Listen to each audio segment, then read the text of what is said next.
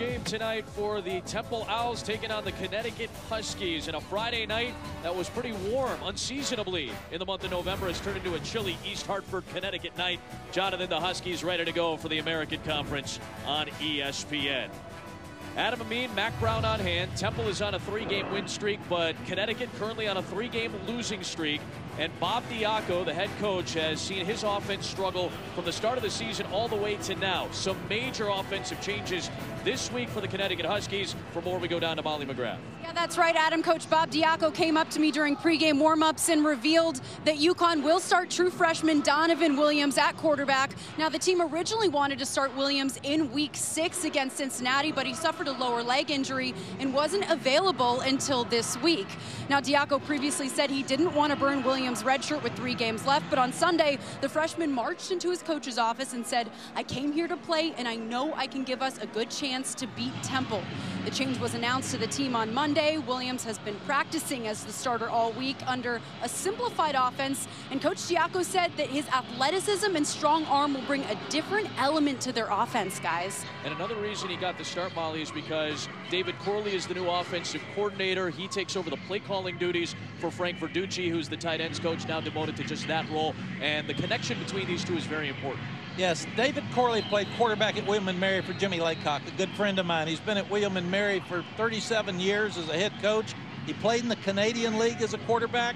And what Jimmy told me today is David Corley will bring tremendous confidence not only to this young quarterback, but also to this offense. He has not called plays for a full game in his coaching career. He will do so with a freshman quarterback burning his red shirt tonight for the first time, and Connecticut will get the ball first as Temple won the toss and deferred.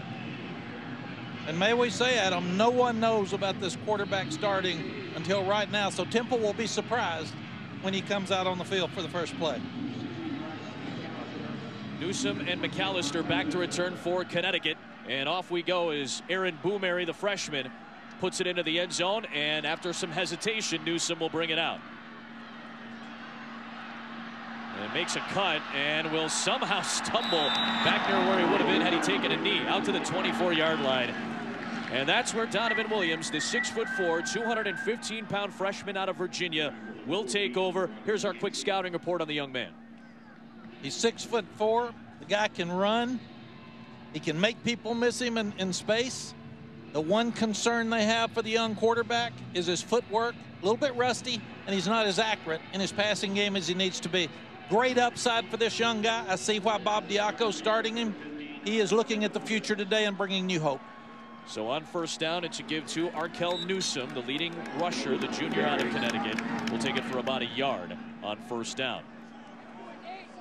On this side, Mac, it's going to be very crucial to get Noel Thomas the ball for Connecticut. Well, Noel Thomas is 3rd in the country with 83 catches, and they're going to stack the box against him tonight at Temple.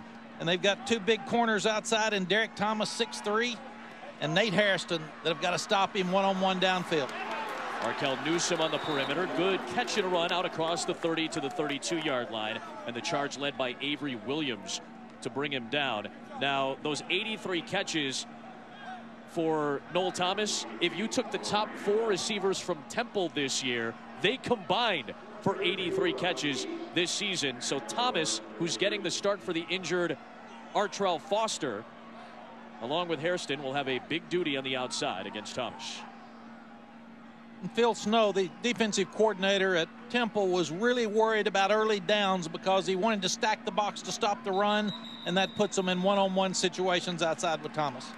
Now, a timeout here. First timeout of the first half. UConn will take it with 13:43 to go.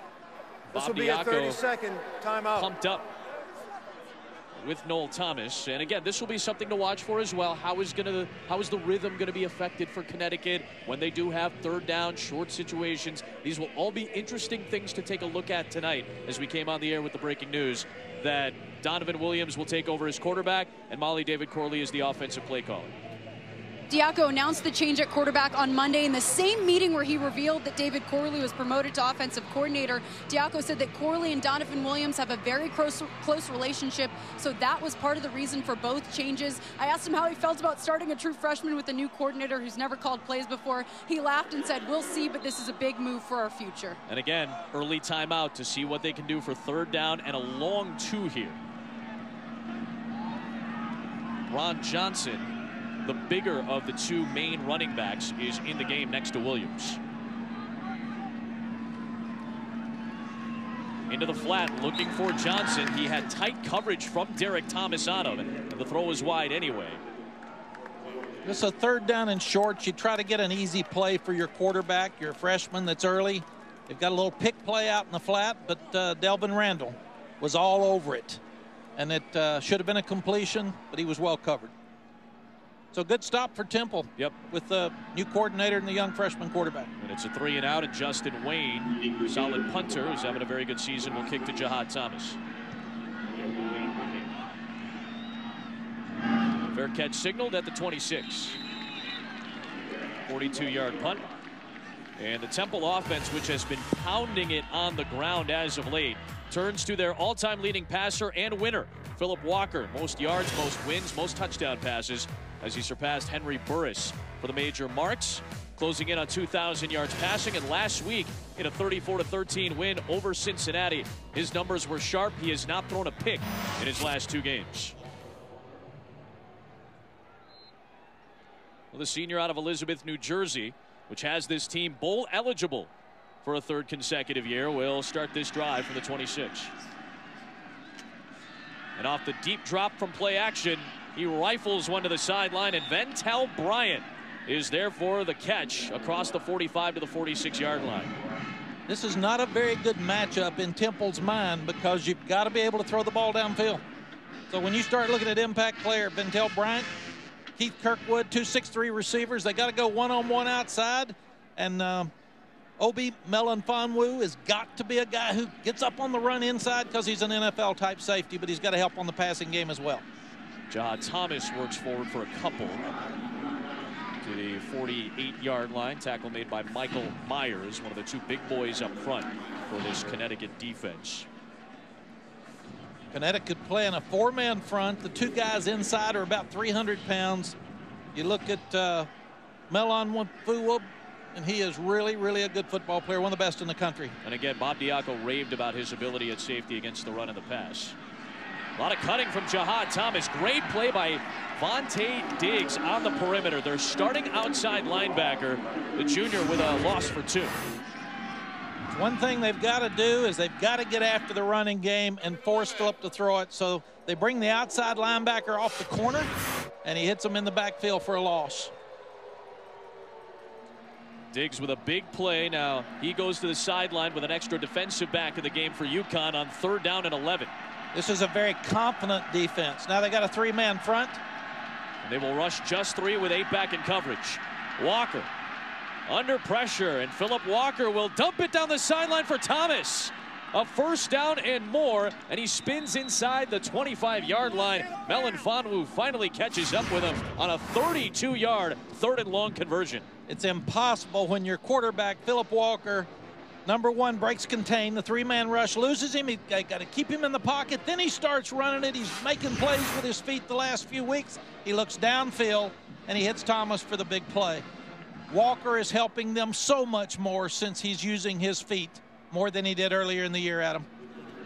And again, they've passed for big plays already in this game. This is a team that has been running the ball with Thomas and Raquel Armstead a lot. 162 rushes in the previous 3 games. Walker down the seam. What a play! Jahad Thomas reaching down in a tight window toss for a score, and Temple with an outstanding offensive start.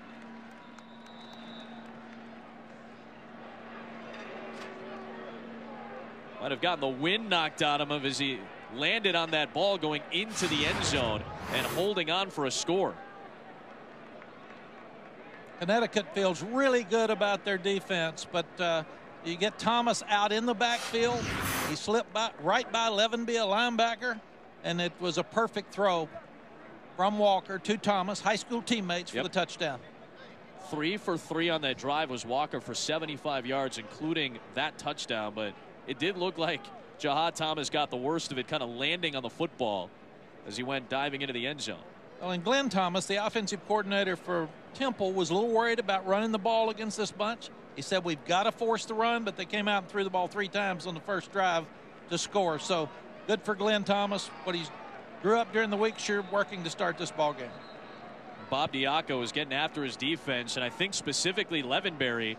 You saw him on the replay, the man who was trying to check Thomas and kind of olayed him and let him go through with no help behind him. But he's got to put his hands on him and reroute him. You cannot let a guy run free from the slot or the backfield like Thomas. You've got to knock him off his route. It disrupts the quarterback's time, and then you have a chance to get a sack. Can't let him run free. So Aaron Boomerry, who's been fantastic as the kicker for the injured Austin Jones, puts Temple on top 7-0. Jahad Thomas and Philip Walker, teammates at Elizabeth High School in New Jersey, a pair of seniors teaming up on an impressive opening scoring drive for the Owls, who've won 3 in a row.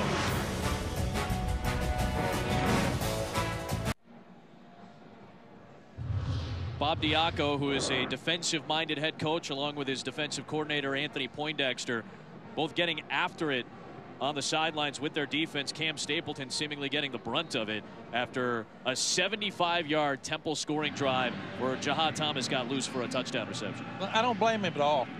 He's got a football team that's struggling. They lose a tight one at Navy. They lose a tight one at Syracuse. They get blown out last week. He changes up his offense. He brings in a true freshman quarterback. He's got a guy as an offensive coordinator never calling plays. He expects his older, really good, tough defense to keep him in this ball game, and they give up an easy score. I would be mad too. So after a 3-and-out for Connecticut on its opening drive, they'll go back to work on offense as Boomerry boots it away. And a chance for Newsome has to backpedal to the goal line on a good kick. And Newsome with a very good return out across the 25-yard line. So it'll be drive number 2 in the collegiate career of Donovan Williams. And again, in his high school days, dual threat guy, but he's a pro-style quarterback. He fits this offense.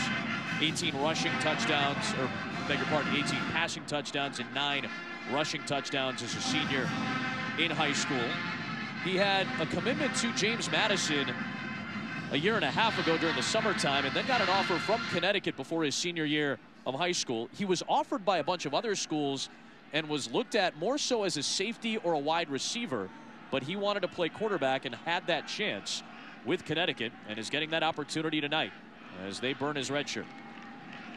On the end around, they go with Noel Thomas. Their leading receiver will run it, but not much gain on the play. I recruited a young guy one time that was 6'5" and could run. A lot of people wanted him at safety and receiver. His name was Vince Young. Sure. He ended up being a #1 draft choice and second in the Heisman. So this young guy's got a great upside. They've just got to help him through tonight with simplicity, and that's what he's doing right now. He's looking to the boundary. He's getting the play from Corley, who is new as well. They've got to be simple, but they've got to make some first downs early and keep Temple off the field. We'll swing it out. We'll see a lot of this as Lamel makes the grab, and he gets tackled back at the 25-yard line. Great job by Nate Hairston, one of those corners who's going to have to be important. This is a simplified offense. Obviously, it's still a triple option, typically as it was with Brian Sheriff's, either dive, run, pass in the perimeter, but it's going to be a little more slimmed down tonight. Absolutely, for David and for Donovan Williams, both of them. But that was a good call. It was a good throw. You got to block. Mila didn't block on the corner. That's right. These plays aren't going to work unless somebody blocks. This is the 3rd lowest scoring offense in the country behind Buffalo and South Carolina. They're averaging just 18 points per game. So here is one of those option plays, and Williams keeps it. Doesn't have much there at all. Forward progress stopped pretty much right at the line of scrimmage. Great push by Jacob Martin, and it'll end up being a second consecutive 3-and-out for a struggling Connecticut offense. Well, and a young play caller, 3rd down and 12. You've got a 3-man rush. They're going to drop 8 on defense, and what he decides is run a quarterback up inside play that's safe and conservative, but he's got to try to get the young quarterback off on the right foot. Jahad Thomas, who just had the touchdown reception, does have a kick return touchdown in his career, but hasn't done as much punt returning. He's back to return. Temple's been very good blocking kicks these last couple of weeks. Not much on it from Wayne. And it's grabbed in traffic by a Temple player near the 45-yard line. That could have been very dangerous. Ended up being touched down by UConn, by Steve Hashemi. Ball will be placed at the spot of illegal touching. For the Owls with 8:55 to play here in this opening quarter. Timeout on the field. Temple on top. Matt Rule's team already bowl eligible.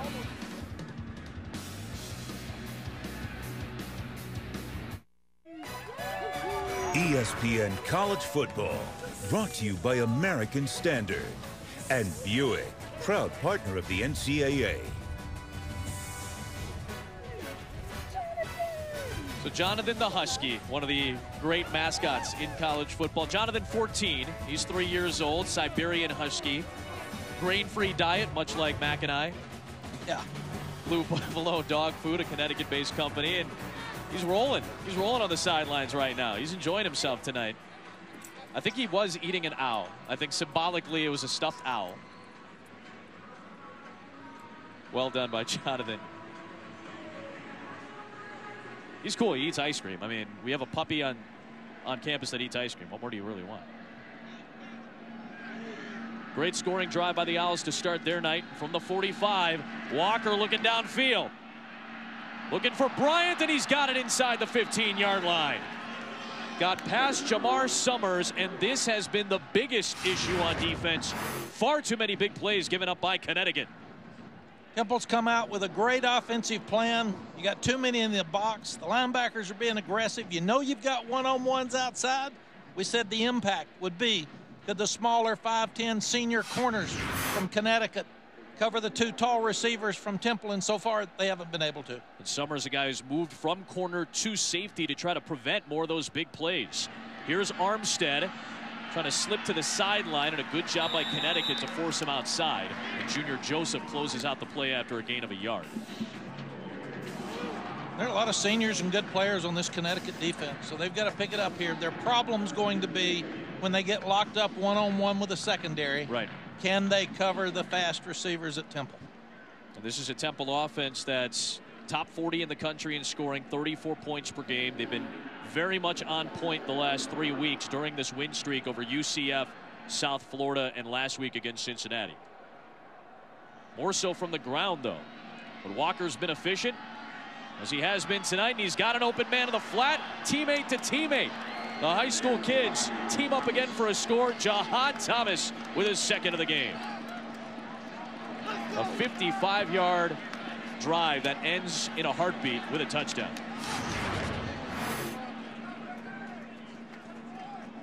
Got the back out of the flat, got trips to the right, got a double move to the outside.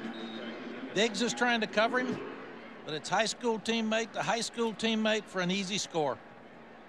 Phillip Walker's come to play. Looks like the question mark would be, would Temple be ready to play tonight? They are, based on the first two drives. Boomary adds the extra point. 5 for 5 is Phillip Walker already in this game. So a good start for Temple tonight. Nearly halfway through this opening quarter, and on a Friday night and all week long. And during the course of the season, we've been happy to take you a little bit backstage. Backstage pass tonight. We'll go diving into Jonathan's schedule a little bit more because, I mean, we wanted to hang out with Jonathan. We didn't get a chance to, but he leaves the Stores campus, takes a ride to the stadium. He makes his rounds, says hello to fans. I mean, this is what you and he have in common. You gotta hang out with everybody, shake hands, kiss the babies. I mean, he is essentially the mayor of Stores, Connecticut. And, of course, maybe my favorite part, there's soft serve available. The sweetest course on campus available for Jonathan as well. So a dog who eats ice cream is the best kind of dog. I think that's where he and I relate more. I would love the soft serve. And I do know that certain places in the country, the mascot gets treated better than the head coach. So looks like old Jonathan's in pretty good shape there. I'd like to have Jonathan's life. He replaced his brother. Jonathan 13 is his brother, is now retired. This is Jonathan 14 now, Siberian Husky. Well, he's living life better than the Husky football team right now. Off to a rough start. Couple of 3-and-outs and 2 long touchdown drives allowed on defense. So let's see if UConn can get going from their own 25-yard line in their third series. And Adam, if you're David Corley, you're going to have to open it up some. You're going to have to trust your freshman quarterback. You started him. You were going to start him a few weeks ago. You're going to have to open it up and let him throw the ball downfield some. And if you're Temple, you have to be careful not to go to sleep. It's been too easy. We used to call them imposters when you score very, very easily and it looks like the game's going to be a blowout. You've got to be careful to keep your focus.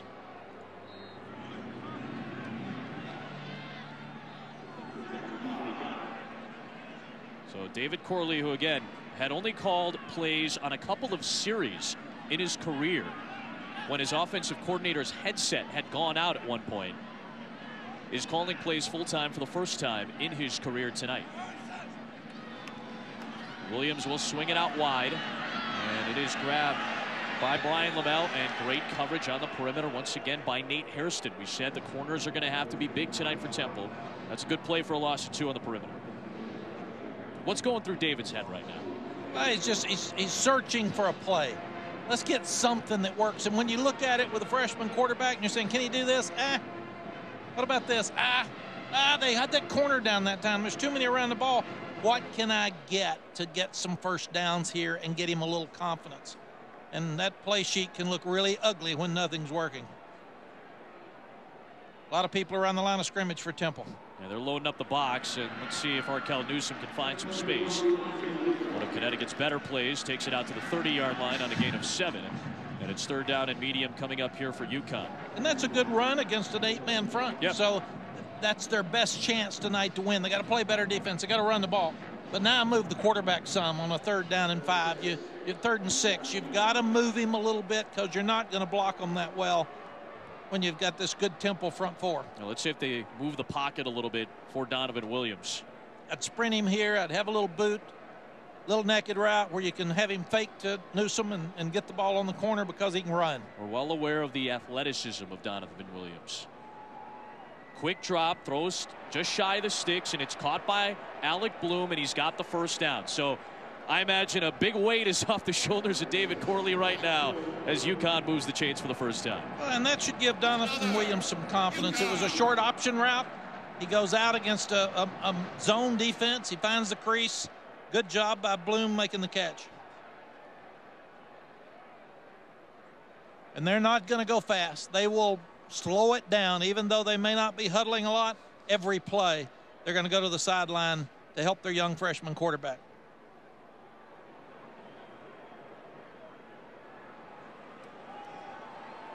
Williams, here's some of the speed. How about this? 6'4", he can run. Donovan Williams with the best play of his short career inside the Temple 25-yard line. Down to the 21 and a 43-yard play. And a lot of the time, a drop back pass where nobody's open, guys lose their lane integrity, you lose their gap integrity. Linebacker went to the wrong side. Donovan Williams turns it up for a huge gain. Now this should give him some confidence and let David quit worrying about play calls and Donovan quit worrying about his throwing an interception or making a mistake. Just go play. Go have fun. Go back to high school. Enjoy yourself. What has he got to lose? He's got nothing to lose right now. And he is their future, and that shows you right there why he's playing. He can make plays with his feet. There's the read play. They give it to Newsom. Nothing there. Good penetration by Hassan Reddick, a player you absolutely need to know about, not only this year, but going forward. Hassan Reddick is a guy that is going to be very impressive in bowl season. Bryant Sheriffs has been the starting quarterback for 21 of the last 22 games for Connecticut. This is back-to-back years he does not start against Temple. Last year he was out with a concussion. This year, Donovan Williams gets to start over him.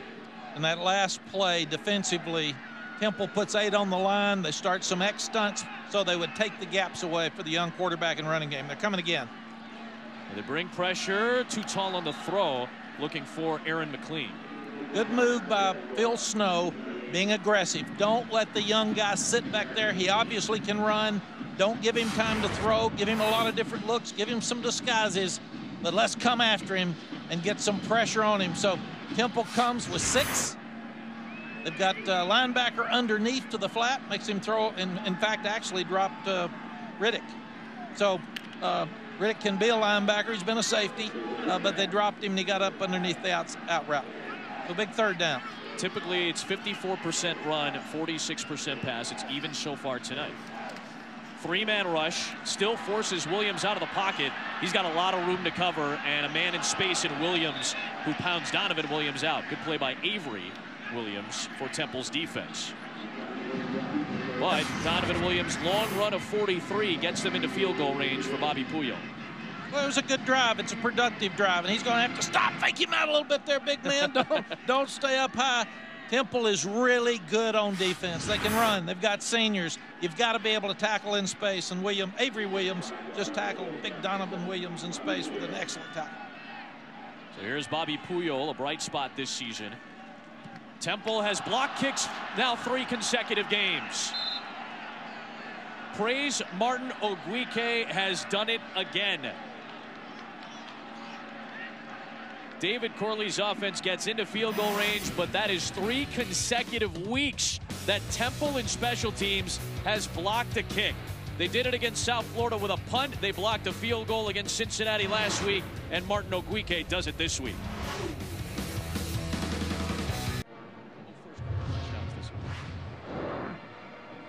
We've seen it a couple of times tonight. Bob Diaco, who's been a very good defensive head coach or defensive coordinator in his career, getting after his defense in the break, but his offense unable to get points right in the middle of it.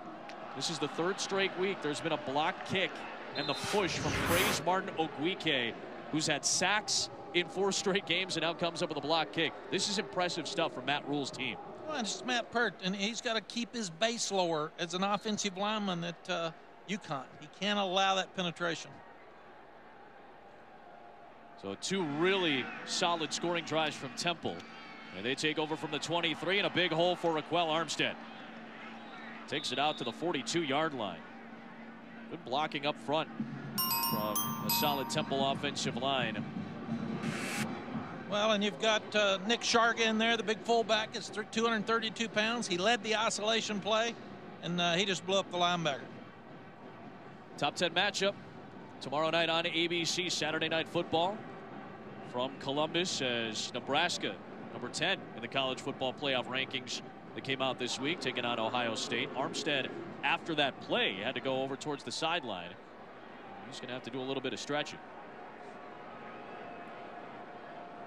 Here is Jahad Thomas, counter play that time.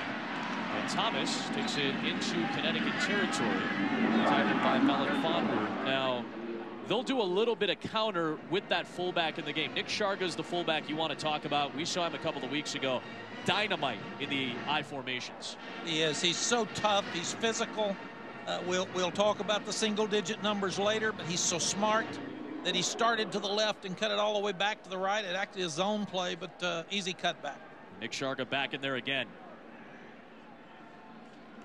This time they give it to Sharga. He's very good on these short situations. And Molly, he's converted again. He's done that a lot. He's been a tough guy for this team.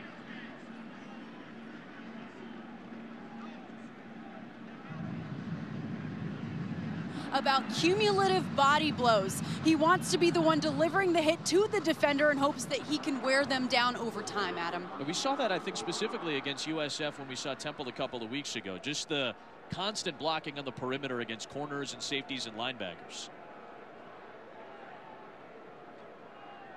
He's the lead blocker once again, and he blocks against a defensive end to open things up for Jahad Thomas. He delivered a blow to Luke Carazola, and that means Thomas can run it for 25 yards to the red zone. Temple's come out, they threw the ball, they opened it up, and now they're going to their power game. It's a power trap to the right. They're pulling the backside. Big number 70, Fair, is knocking up inside, and he makes them miss some tackles for a big first down. Temple's doing everything they want to do right now on offense, Adam. It looks really easy for them.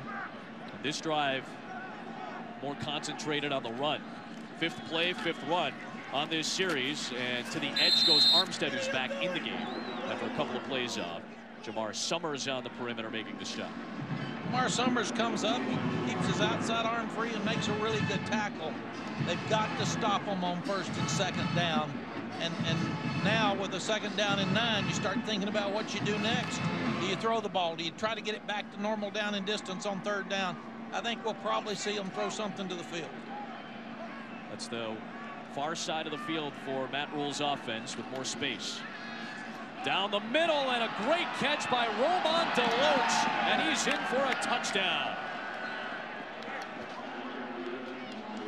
First reception for a score for DeLoach this season, and the redshirt senior out of Virginia bangs it in his 47th career game. It is all Temple here in the first. DeLoach is such a mismatch with the linebackers at 6'4", 245. They matched him up with Vontae Diggs inside. Quick throw down the seam, easy touchdown. Phillip Walker is hot. Everything he's touching is working. He is 6 of 6. 3 of those 6 completions have gone for touchdowns.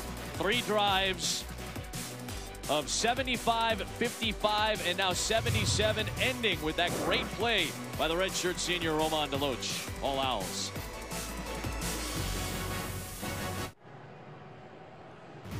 So the first college football playoff rankings came out this week. So a lot of teams that have new rankings. They're very intriguing. Intriguing games all weekend long on the ESPN network. So watch ESPN, the ESPN app. You can go to watchespn.com and download it today as well. So the first college football playoff rankings brought to you by Allstate, Alabama, Clemson, Michigan, Texas A&M, and then certainly something of some controversy is Washington being behind Texas A&M. We'll have that top 10 matchup with Ohio State and Nebraska this week as well. Louisville, a lot of their fans are a little worried because of the weak schedule coming up. Wisconsin and Auburn still have some big games on the horizon. Bryce McAllister will take it out from the goal line, and he gets submarine, big-time hit put on in special teams for Temple by Broderick Yancey. 15 seconds to go in this first quarter. And again, I think the Washington A&M thing was probably the most controversial, if you want to call it. That's the first rankings. A lot of football to play, but your thoughts when you saw those rankings? Well, when you've got 128 groups of fans, somebody gonna be mad. Yeah. Regardless, I was surprised that A&M got in there, but I give the committee credit. You look at their loss; it's only a loss to Alabama on the road, and it was a bad loss on the road. But then you got to look at Ohio State's got a tough loss on the road in overtime to Penn State. So fans, don't worry about it now. You got a lot of football left to play, and it's going to work itself out. And more coming up. The second ranking show, 7 Eastern on Tuesday. Kirby Hocutt is part of that. He'll answer some questions from Reese Davis and the crew when the second rankings come out after some intriguing games coming up this weekend. Donovan Williams under pressure, great coverage downfield, and he gets swallowed up back behind the 20-yard line. Jared Allwan has been playing very well as of late, teaming up with Michael Dogby up front. And this is a tough start for David Corley in his first full-time game as a play caller. UConn's offense scuffling all season long. Temple's offense getting going. Two teams going in different directions right now. And the Owls continue their upward trend. They're up 21-0.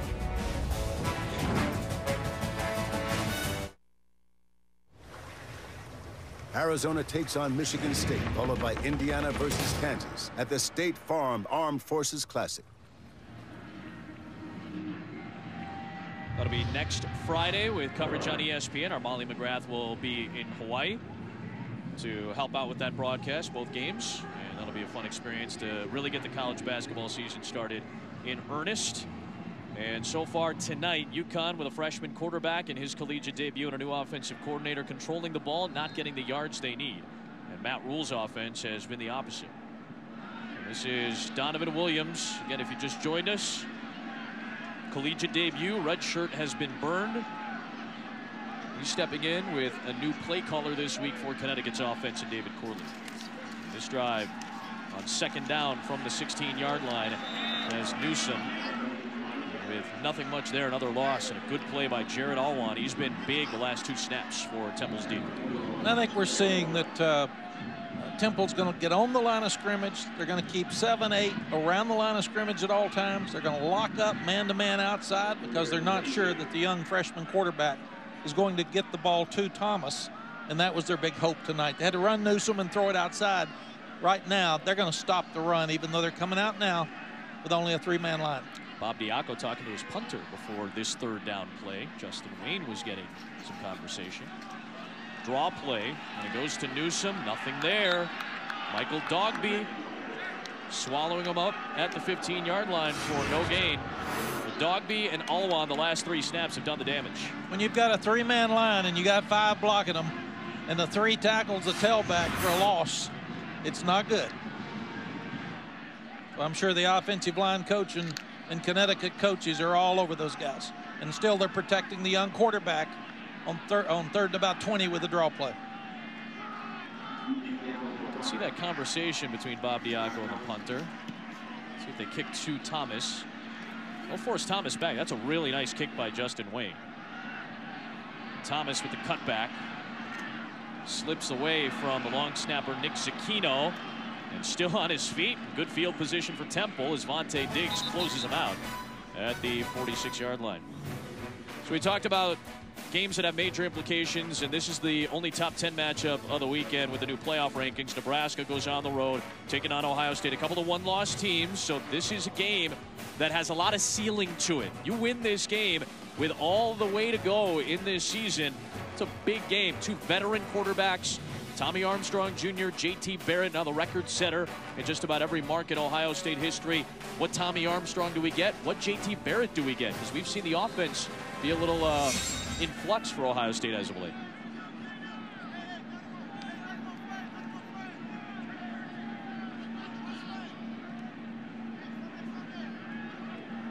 On first down here, it is Thomas. Pick up a couple. I think what we see is one of these 2 teams breaks out and heads back toward the playoff. Nebraska and Ohio State. Yes, Nebraska last week had a really tough game in overtime at Wisconsin. Neither one could run the ball very well, so Nebraska's playing really good run defense right now. But I have taken a team to Columbus, Ohio, and it is a really, really difficult place to play. Maybe as hard as anywhere in the country, and Urban doesn't lose much at home. So Nebraska has their hands full tomorrow night in Columbus.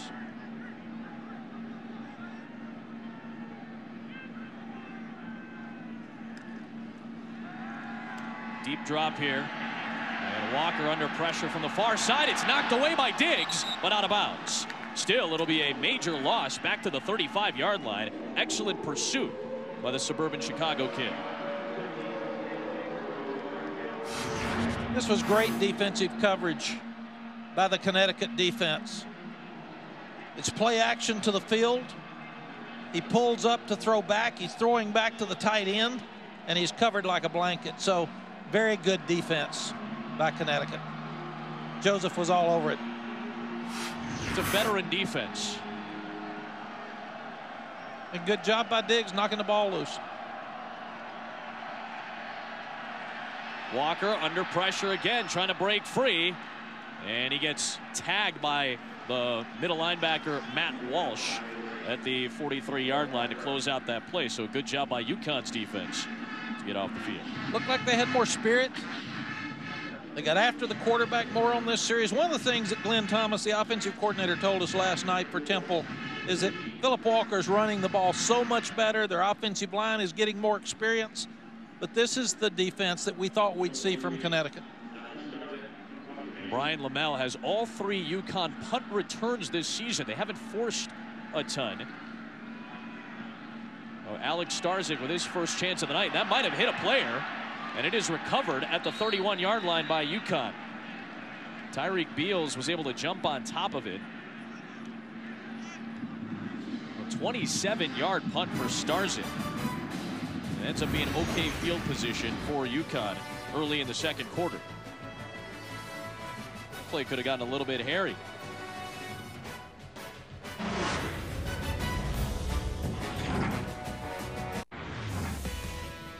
Temple defensively has been rock solid on the first 3 series for UConn. Yeah, these guys are all over the place. They're trying to block them on the corner, and they can't. The defensive backs are coming up. When they saw the young freshman was struggling a little bit, they start getting after him, and then with a 3-man line, they whip the Connecticut offensive lineman and throw him down on a 3rd down and 20. So better stop by the Connecticut defense. Let's see if their offense can move the ball. There's Phil Snow, the defensive coordinator for Temple. 43 of those 57 yards on the second drive came on that long Donovan Williams run. And that drive still ended with a blocked field goal by Temple. And we got 10 men that are within 5 yards of the line of scrimmage. I mean, they're just stacking it and begging Williams to throw, which he'll do here. Into the boundary for Noel Thomas. And one of the top pass catchers in the country could not get a foot in bounds against Derek Thomas. And Derek Thomas is a 6'3", 193-pound sophomore. He is a very good player, covering one of the best receivers in the country. And Phil Snow knew if he tried to load the box on early downs, he would be one-on-one outside and have to win those matchups. Great win there by Derek Thomas. And remember, this is Derek Thomas's first career start with the injury to Artrell Foster. We'll swing this one outside and not much room at all. Trying to get the ball into the hands of Noel Thomas, but no gain on the play. Well, we just said at break, they're not getting it in Noel Thomas's hands. They're trying now, but obviously the quick screen, the bubble screen's not working because you got a guy like Marshall that's a big linebacker coming up. Receivers aren't going to be able to block those guys.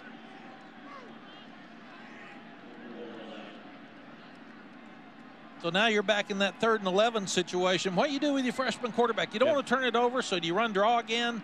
Do you try to get your screen again? Last time they hit the tight end in a situation like this on an option route, I think he probably moves to the field. Let's see if he moves to the near side.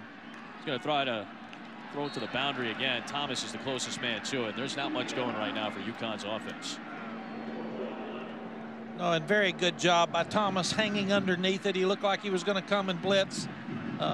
They had a really good disguise, and then he backed out on the young freshman. He tried to throw the out and had to throw it over his head. Phil Snow is really smart with his defenses. We saw him contain South Florida a couple of weeks ago, and you've got a situation with your young coordinator, young quarterback that are trying to work it out here early in the game against an experienced defensive play caller.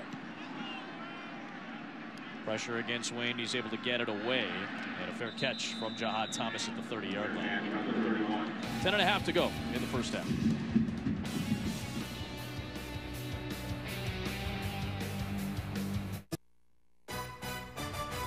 ESPN College Football, brought to you by Dr. Pepper. It's a college football tradition. So the milk produced at Connecticut is some of the highest quality milk in the region. The cow herd is ranked top 20 in the country, and then they make the ice cream, and there's the dog is eating ice cream. This is the best night ever. Just don't know how he keeps his weight down. He's an in-shape slim husky. Yeah, he is. Should probably get diet tips from the dog. I'm gonna say I need to visit. The dog is eating ice cream. I've never been so happy. 10.5 to play in the first half. And right now it is all Temple on top tonight. Temple, a 3-game win streak right now. They're already bowl eligible for a 3rd consecutive season. Meanwhile, the Huskies, Jonathan seeing his team lose 3 in a row. There's 2 teams moving in different directions right now. And remember that Temple still has its destiny in its hands.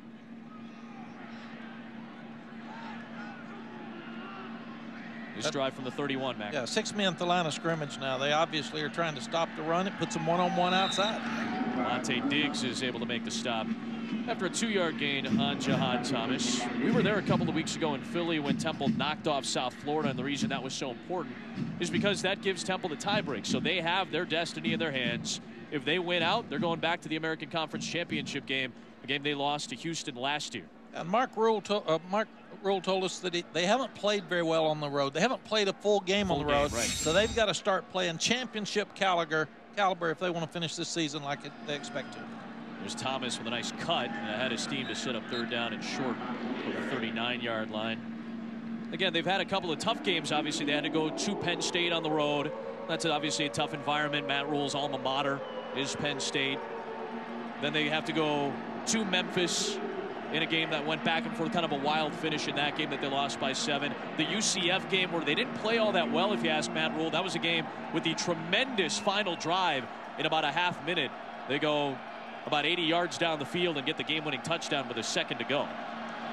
3rd down and 2, toss to Jahad Thomas. Good seal blocking on the edge and a nice bust through by Jahad to get to midfield on a 1st down run.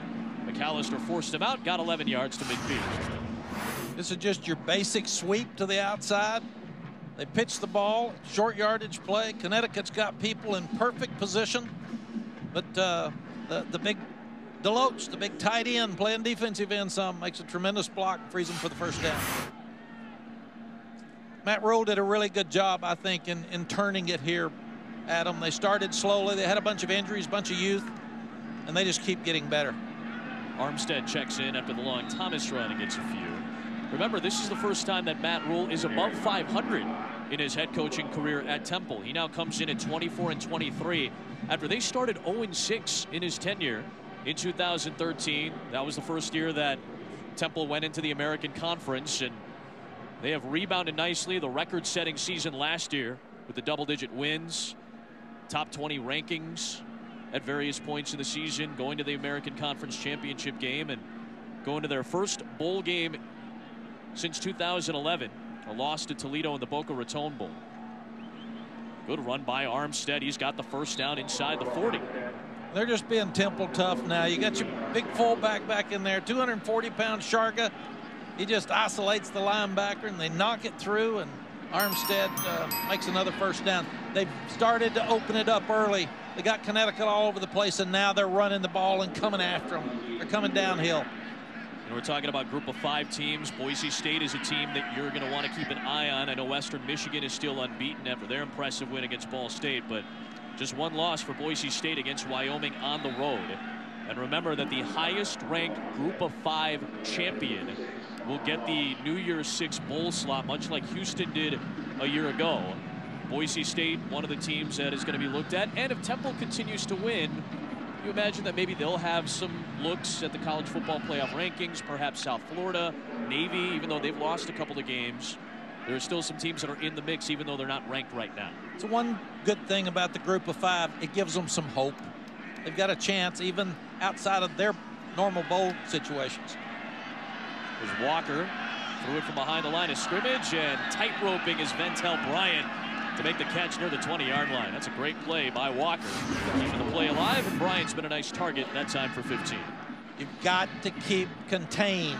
You cannot let Walker get outside, because now you've got a runner and a passer.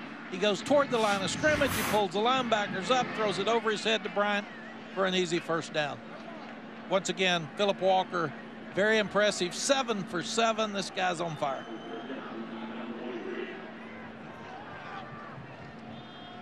Here's Thomas. Gets a couple of key blocks and turns a loss into maybe a short gain, but he got back to the line of scrimmage at the very least. I mean, Cole Ormsby kind of blew the play up for UConn's defense, and Thomas had to run a long way to get nothing. Yeah, that was about a 25-yard, 6-inch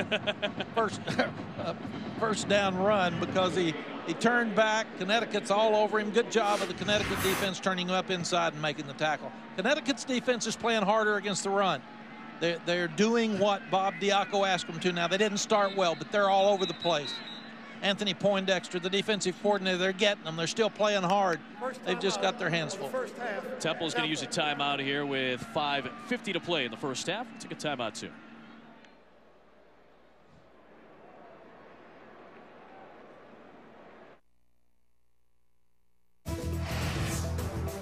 After months of campaigning, November is finally here. Every week, every game, every vote counts. From around the nation they hail, all promising to make the postseason great again. See who rocked the vote for the college football playoff. Anything interesting going on Tuesday? I was just wondering. Second college football playoff top 25 rankings show, 7 Eastern on ESPN. Reese Davis and the crew will break down the newest rankings. Plus, he'll talk with Kirby Hocutt, the chair of the college football playoff rankings committee, the selection committee, and he'll be able to talk with Reese with some of the interesting quirks of what we'll see on Tuesday night. On second down, Walker. Bullets one to the sideline, and coming back to the ball was Keith Kirkwood, his top target. A nice play to gain some yardage out to the 15. Got 8 on the play. Coach Thomas told us those 2 outside receivers would be impact players in this game. And once again, Connecticut lost contain, and Walker gets outside. Good comeback by Kirkwood. Another second down. This is third down. Third down and 2. So now you've got your entire playbook. You're not looking at field goals when you're up 21-0. So I think you probably see a running play, maybe from the quarterback, or a sprint right.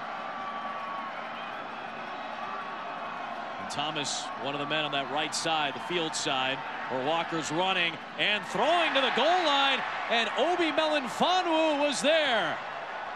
The pick for UConn at the goal line. Something to cheer about for UConn, and their defense comes up with a stand on the 7th career pick by Obi Melifonwu. And Melifonwu, we were told last night, they think he is a top draft pick. So he can cover a guy downfield. So he's got Bryant, who's really fast. He's a safety, but he cuts underneath the throw, throws a little bit late by Walker, turns his hands. What a catch. I mean, that looked like a wide receiver catch. And the thing I noticed, and I think you did too, was the closing speed. He's unbelievable. They've moved him down in the box. He's starting to make plays against the run, but he still can cover one of the faster receivers in Bryant from Temple on a flag route, and broke underneath for the interception. And that not only gets them the ball back, but it costs Temple points. They at least have 3 points, and you have to keep the right to kick. That's a bad interception by Walker. That's been an issue for Temple's offense. We've talked about it. They've had issues in the red zone. Melifonwu was an issue for him there. He's a really good tackler from the safety spot as well. That's a name for our fans to remember, too. Yep, Obi Melifonwu is going to be a guy who's going to be on an NFL roster. Haven't had anything on the field in terms of laundry so far tonight. Until now. Offside, defense, number 43. Yeah, this is a big penalty. Huge penalty. Rick Lumiette calls offsides, and the hard count. Much needed 5 yards of cushion for UConn's offense. Well, and hopefully the young freshman's the one that pulled him off with the hard count, because that's what you try to do when you're in that situation. And you've got Avery Robinson. He knows better than that. Sit in there and watch the ball. You're about 3 feet from him. So, and he's frustrated with himself, but he should be. He just gave them a 5-yard play off of the goal line that was really unnecessary.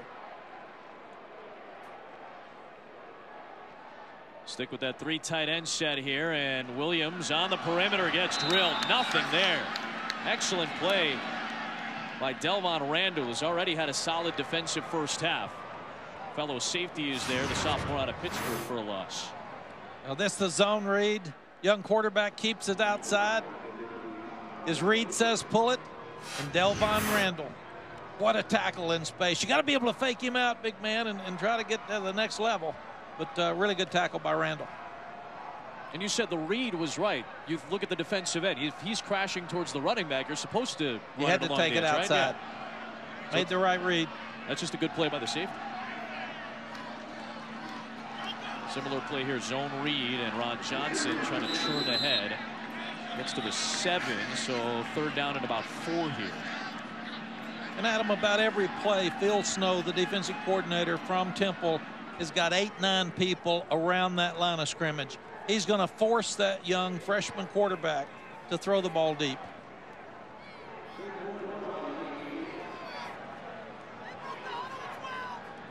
Now you're 3rd and 5. They haven't moved the quarterback much. This could be an opportunity, but this has been where they've thrown the option route to the tight end. Checking back towards the sideline for Connecticut is Williams. Moving some guys around. We thought we might see this a couple of times in the half. Play clock was winding down, trying to get into the right setup. That's the second UConn timeout for Bob Diaco and David Corley. We'll step aside as well with 3:35 left in the half. 3rd down coming up.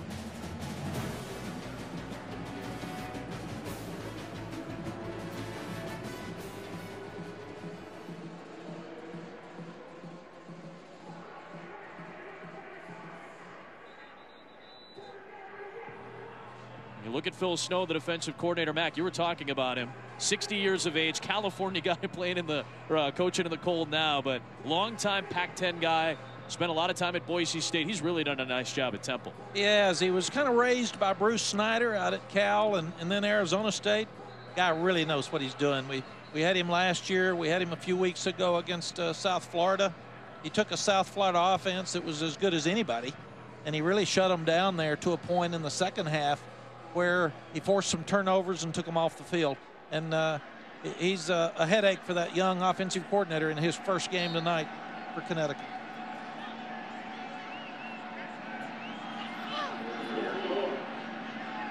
down and 4 coming up. And movement before the play. This will be a half the distance penalty. False start. 72. Offense. Half the distance to the goal. 3rd down. Brendan Veckery, redshirt junior, gets tagged. So about 3.5 yards end up being the penalty on the play.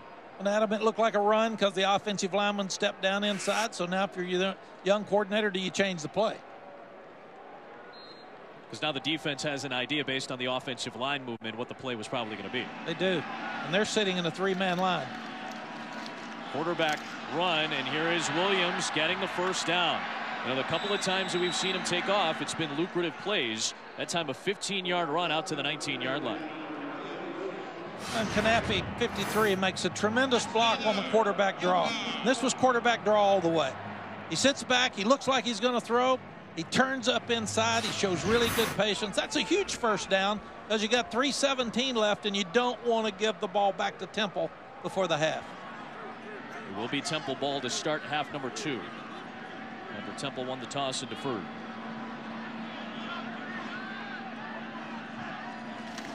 First down, zone read play, Williams keeps, and Derek Thomas, the cornerback, came up and was ready for the play.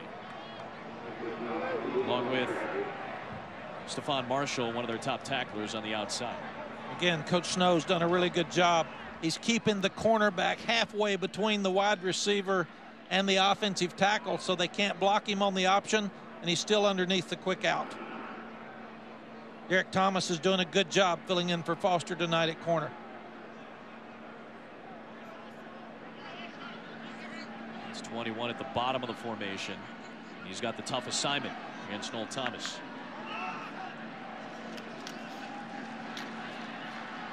Williams under pressure. Initially grabbed by Reddick. Marshall was in the mix as well to try to make the stop.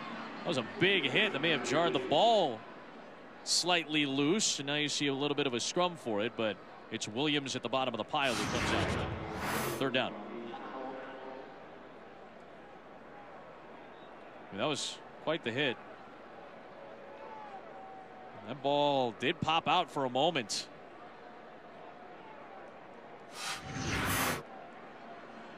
Yeah, that ball popped out before. Looked like he was down. And again, because there's no clear recovery on the play whistle. The play was whistled down by contact. It stays with UConn with no review. And apparently they may take a second look at this.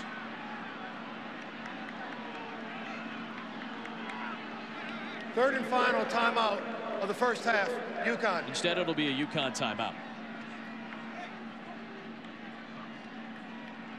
The 3rd down and 5 coming up here with a 1.5 minutes to go in the first half.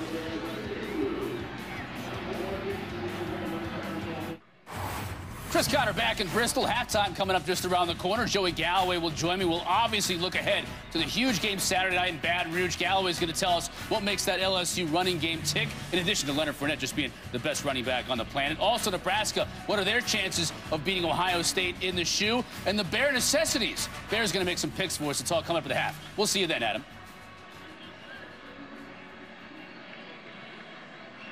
Chris, Joey sounds good, boys. We'll see in a 1.5 minutes of game time.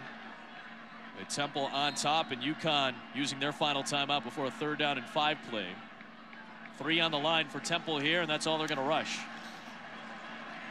Williams over the middle, caught by Bloom, big hit. And now we've got a flag coming in at the 29-yard line. That was right at the sticks, and Avery Williams with a big-time hit, and obviously Bob Diaco is already signaling that this should be a targeting penalty, and we'll get a closer look at it if indeed that's the case.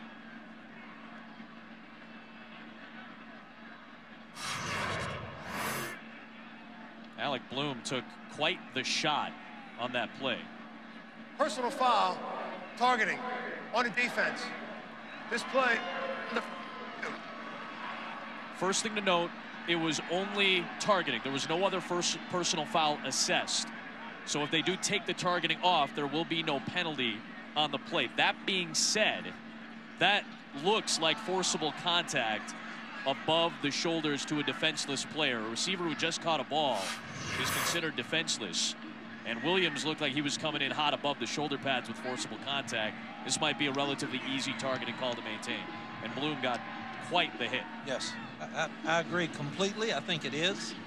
And obviously, if that's the case, Williams is out of the game, and he'll be out the second half if it's targeting. So we're in a position now where he's having to sit here and wonder, which is tough. But I love the fact we're going upstairs. Yep. Because they make the decisions upstairs.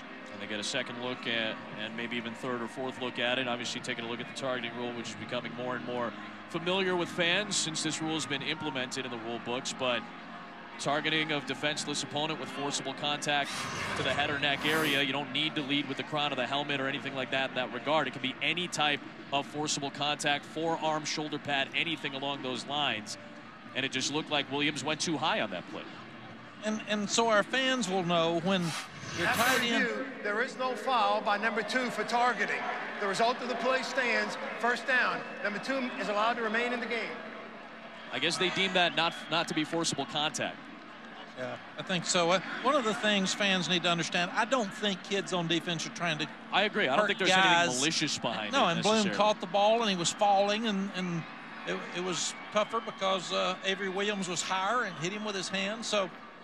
Once again, that's why we take it upstairs. And again, to me, that's forcible contact, but that's so subjective. And again, the replay officials have a better thought to what forcible contact is. There was no additional foul assessed on the play, so there's no penalty on the play. And Reddick getting to the quarterback high into the air, and it is intercepted by Temple. Incomplete, though. The ball came out loose. Boy, Jared Alwan was right there with Nate L. Smith, and somebody's got to get that. It ended up being 2 Temple players, Smith and Alwan, getting it, but Reddick blew that play up. It's a 5-man rush. They've got so much pressure on the quarterback. He throws it up, and the guys should have called fair catch for each other. They were sitting there fighting for it. I know. And on film, they'll be mad. Man, let me have my ball. It was mine. And Reddick's a boxer. He's got good hands, so he knows it. He jumped up, but he and folks were fighting for it. Second down and 10. Blitz coming from Temple. Williams gets hit again as he throws. This time it's the other defensive end, Praise Martin Ogwike. Third down and 10 coming up here. This has been a weird sequence. A penalty that, again, I personally would have called targeting, but I can understand why it wasn't. Then the Reddick play that could have been and should have been intercepted. And now Praise Martin Ogwike coming in high. Ogwike he's so quick that he gets around the corner and he beats Pert. Disrupts the quarterback completely. You've got to give Phil Snow credit. 5-man blitz. He's getting after this young quarterback. And now they're showing more pressure. They're going to bring it off the edge. And Newsome trying to run against it. There's not much there. Let's see if Temple uses one of its 2 timeouts. And indeed they will, with 51 seconds to play in the half. Second timeout of the first half, Temple. This will be a 30-second timeout.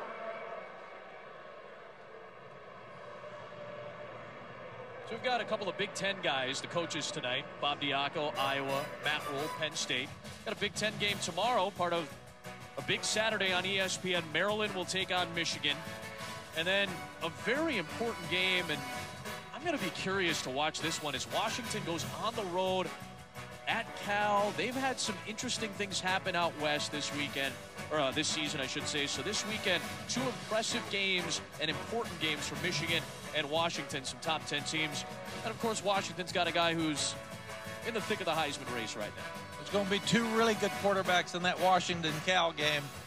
Both those guys can light it up. That should be a fun one to watch. May take about 8 hours to get it done with the way they're throwing, but Cal can beat you.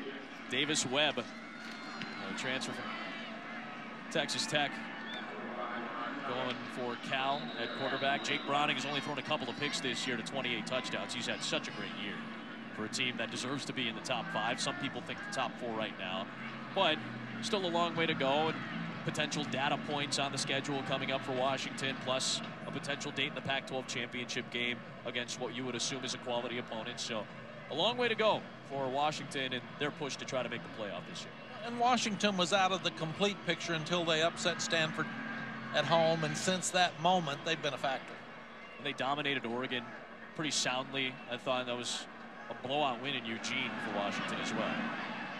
Underneath with a timeout remaining, and Jahad Thomas will take it to the 32. Junior Joseph is there to make the stop. I think any other year, you beat Stanford like that, you beat Oregon like that, you might be a top 3 team at that point, considered. Out to the flat, incomplete, looking for Broderick Yancey. 3rd down, but the clock stopped at 23 seconds. And Adam, a win on the road at Utah in that league is really impressive. Coach Whittingham, Kyle does a tremendous job out there. It's hard to go to Utah and win. We've seen a lot of people get disappointed there. Yeah, I think there's a little bit of an unfair stigma against Washington right now. I do respect strength of schedule. I do think A&M's is better in terms of strength of schedule, but you're kind of splitting hairs almost at this point with an undefeated team. That's a 1st down, so the clock stops at 17 seconds, and still Temple does have a timeout. We'll see if they run anything major here. Get it out to the 35. You can take a shot now and try to get a field goal out of it. Sure. 17 seconds left. That's what Walker's going to look for. Throw underneath. It is incomplete. Looking for Kirkwood on the sideline. So the clock stops with 10 seconds left. Still that timeout remaining if they use the middle of the field here. Again, your choices: get you a draw or a screen, and the half runs out because you've got 10 seconds. What you need is to hit a pass downfield, but you've only got 8 to get it. You've got your 1 timeout in your pocket. Get him to catch it across the middle, take a knee, and kick it a field goal. Again, Temple will get the ball to start the 2nd half. Walker will take a shot, and too tall for Keith Kirkwood. Still 3 seconds on the clock. Good coverage by Summers on the perimeter. Bob Diaco's got to be frustrated with what he's seen so far. The last time they were shut out in the 1st half was last year against this very same Temple team, which has won the last 2 meetings 36-10 and 27-3. Last year's win clinched a spot in the American Conference Championship game for Temple. Final play of the half. It's give to Thomas. Nothing there. And that'll take us to halftime. Only Fatukasi had the stop. But Temple with 3 touchdown passes from Philip Walker in the 1st half. A 21-0 lead for the Owls, trying to make it 4 straight wins. Temple ball to start the 2nd half. Chris Cotter, Joey Galloway have our halftime report.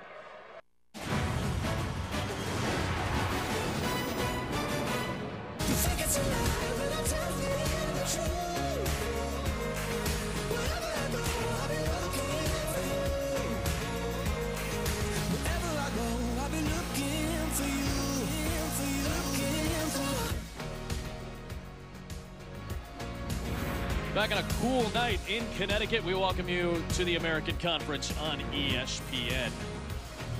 All Temple in the opening half of play, trying to make it a 4th consecutive win, trying to essentially lock up their bowl eligibility tonight. A 3-touchdown lead at the halftime break. We welcome you into the broadcast booth. Adam Amin, my cool scarf is on as well. Mac Brown's here. Molly McGrath is down there, and Temple is doing it on both sides of the ball. This is what they've been doing the last few weeks of the season. Yeah, we've got to give Temple credit for being ready to play. It's a cold night, not a very big crowd. Connecticut's lost 3 in a row.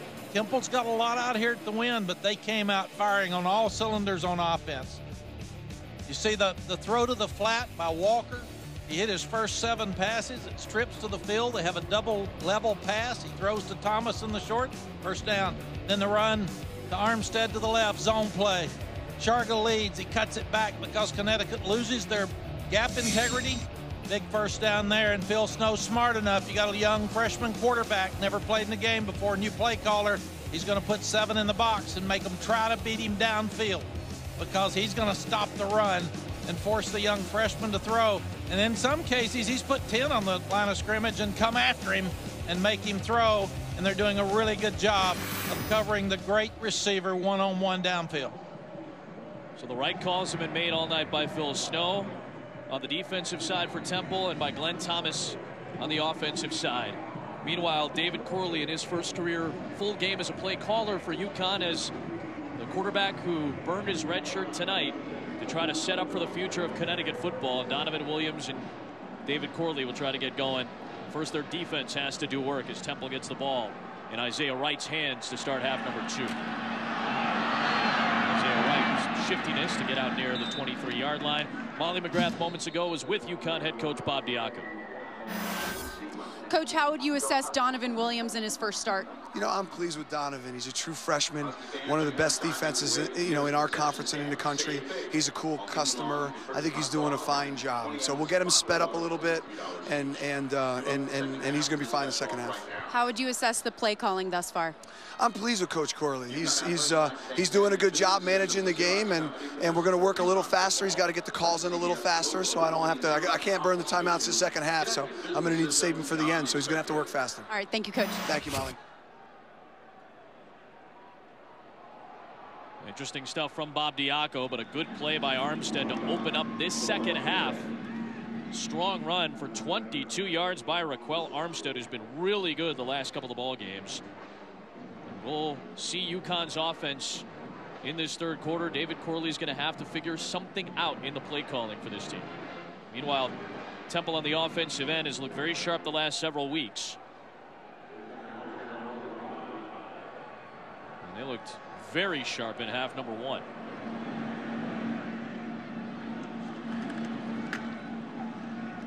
Back to Armstead, and somehow slips through a hole, ends up stumbling down, but still picks up 7. On the first down, they had Deion Dawkins, the big left tackle. They come back then with Sharka on the lead. Sharka is one of the better blockers around as well, especially in this league. We watched him 2 weeks ago, and he just dominates people at 240 pounds. So Temple adjusted at halftime. They've come out, and they're running right at Connecticut to start the second half. That's been the big key the last 3 games during this win streak, has been the running game.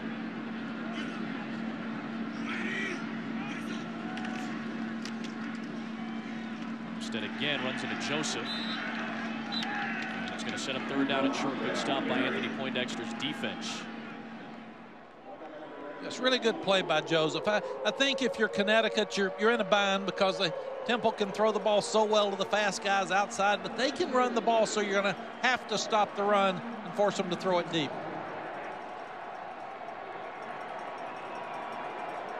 This would be a big third down stop for Connecticut, so they got a lot of guys in the box expecting run.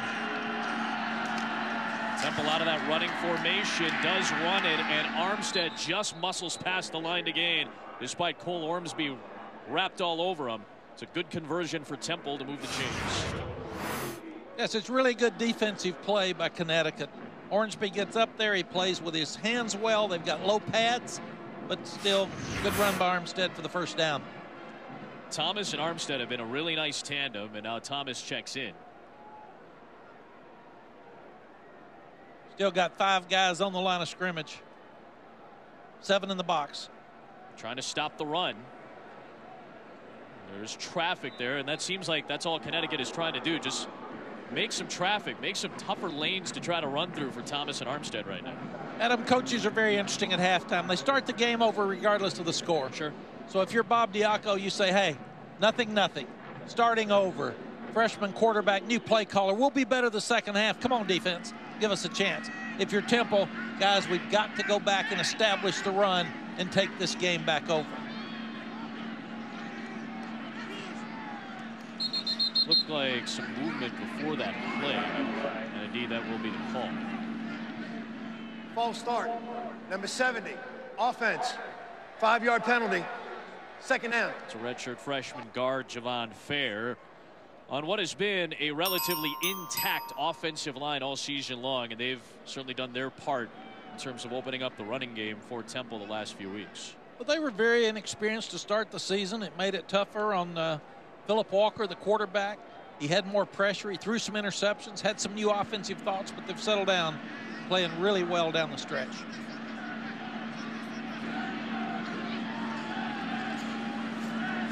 Walker trying to keep that play alive and throw a comeback for Bryant. Set up third down and long here from the 44-yard line. Approaching 11 minutes to play here in this third quarter. And that was a 3-man rush, and they did a lot better job of keeping Philip Walker in the pocket and making him pull up before he threw the out. You can't give him the option of run and pass. So on third down and 9, if you're the Connecticut defense, you're going to play more pass here. Do you come after them and play man, which it looks like what they're going to do? 10 guys around the line of scrimmage. Yeah, they've got one safety back beyond the sticks. Everybody else near the line of scrimmage. So pressure coming on Walker with some contact from the defense. He was still able to launch it away cleanly. The downfield incomplete for Yancey. Matthew Walsh was coming in from that backside, applying some pressure. Yeah, this is man-free defense. They locked up with everybody outside. They've got one free safety, and the guys up front are blitzing, and Walsh comes free on the outside. To hit Walker, at least make him step up enough to force him to throw the ball a little quicker than he thought. We just talked about traffic, just trying to create traffic anywhere, whether it's against the run or the pass. Good stop by the Poindexter defense to start the second half. So Brian Lamel is back to return. Starzik will punt for just the second time tonight. Good high punt, good hang time, and a 32-yard kick pins him at the 12-yard line. We'll see UConn's offense when you come back.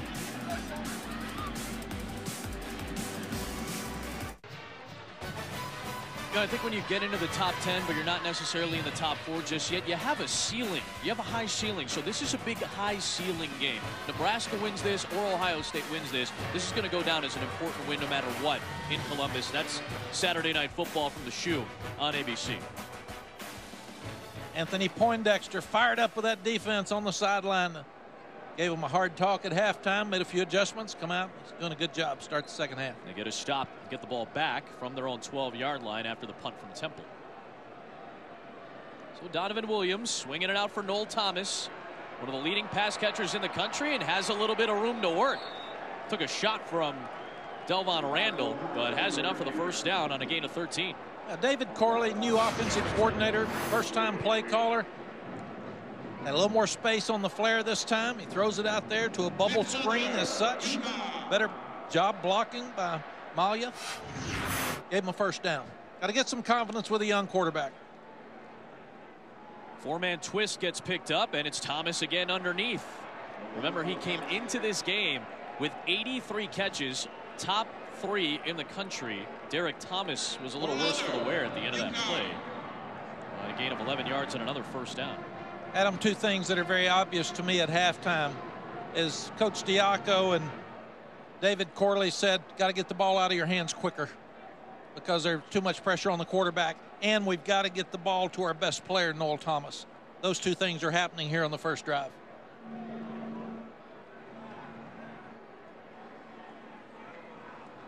So now they stack receivers on both sides. We've seen a lot of bubble screens thrown out of this formation with various teams. It is an option play, and the dive goes to Arkell Newsome. Nothing there. Good stop by Avery Williams. We should also mention we got a great explanation during the halftime break from the replay booth. So Avery Williams, when he had that targeting penalty taken off the board, the replay booth felt that the initial contact was to the chest first. There was clearly contact above the head, and we certainly thought there could have been a targeting penalty because of that. But they felt initial contact was at the chest, and then it rode up. So if that's the case, they properly took the targeting off. But I think there probably could have been an additional foul assessed on the penalty or on the play too. Thomas with a nice catch in a tight window, and he's able to swarm ahead to the 44-yard line on a gain of about 9. So this is the play we were talking about from Avery Williams on the tight end Alec Bloom in the first half. So watch for the initial contact where it comes, and they felt it was towards the chest. I certainly think you could have had a targeting there. Probably should have had another foul assessed on the play too. So if you say personal foul, unnecessary roughness with targeting, you still have a 15-yard penalty, but I can understand not wanting to kick a kid out for a play like that. Sometimes different angles are tough. Bloom caught the ball. He was going down. It was hard for us to see that he was hit in the chest first. Yeah. Movement off the right side of the line here. Looked like maybe Veckery. False start. Number 72, offense, 5-yard penalty, third down. Indeed, it was Veckery, so they go from 3rd and short to 3rd and medium here. Can't do it. You're sitting here 3rd down and 1. You're struggling on offense. You got a young freshman quarterback. You change some things at halftime. He comes out. Come on, Veckery. Come on, sit in there and watch. You're next to the center. Watch the ball move. You can hear it better than anybody. The aforementioned Alec Bloom just came off the field, but he was on the field for 3rd down and short. Now they'll go a little bit more of a spread pistol look on 3rd down and medium from the 39. Just 3 of 9 on 3rd down is UConn. This is something that Bob Diaco told Molly McGrath about at halftime. We cannot burn First timeouts of the second half. in the second half. UConn. With 8 minutes to play in the third. A timeout used here. Timeout. Let me assure you, though, a new play caller, and you're sitting with a freshman quarterback that's never played in the ball game, you're going to use those timeouts. You're going to have to at some point, yeah. This is a critical third down. They've got a good drive going. The best drive he's got of the game. They just blew it on a 3rd down and 1. It's a lot harder to make 3rd and 6 and 3rd and 1. 3rd and 1, you've got your whole playbook on 3rd and 6. Now you go back to your option route with your receiver, Thomas. You go with your option route to your tight end. But you've got to get the ball out of your hands quickly because Coach Snow will probably come after him here on 3rd and 6. You saw the numbers in the second half. That's the bubble screen. That's the perimeter pass game to try to get Thomas the football. And I'm curious, as you are, to see what Phil Snow dials up here. Because it is, again, a 3-wide look. The Temple does have pressure being shown. Now they're only going to rush 4. And they still get to Williams. And praise Martin Ogwike, who has been a stud the last month of the season, comes up with a play back near the 30-yard line. And believe it or not, Ogwike came in as a defensive back. Then he moved to linebacker. Ruling on the field is that the runner's forward progress was stopped. 4th down.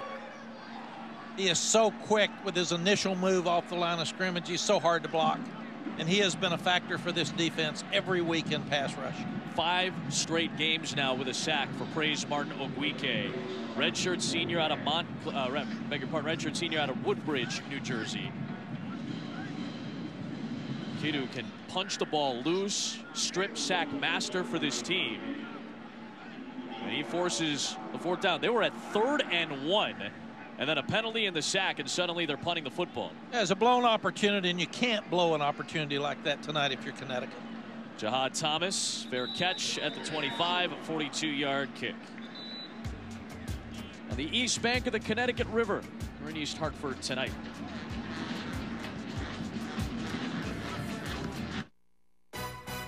ESPN College Football, brought to you by Subway Restaurants.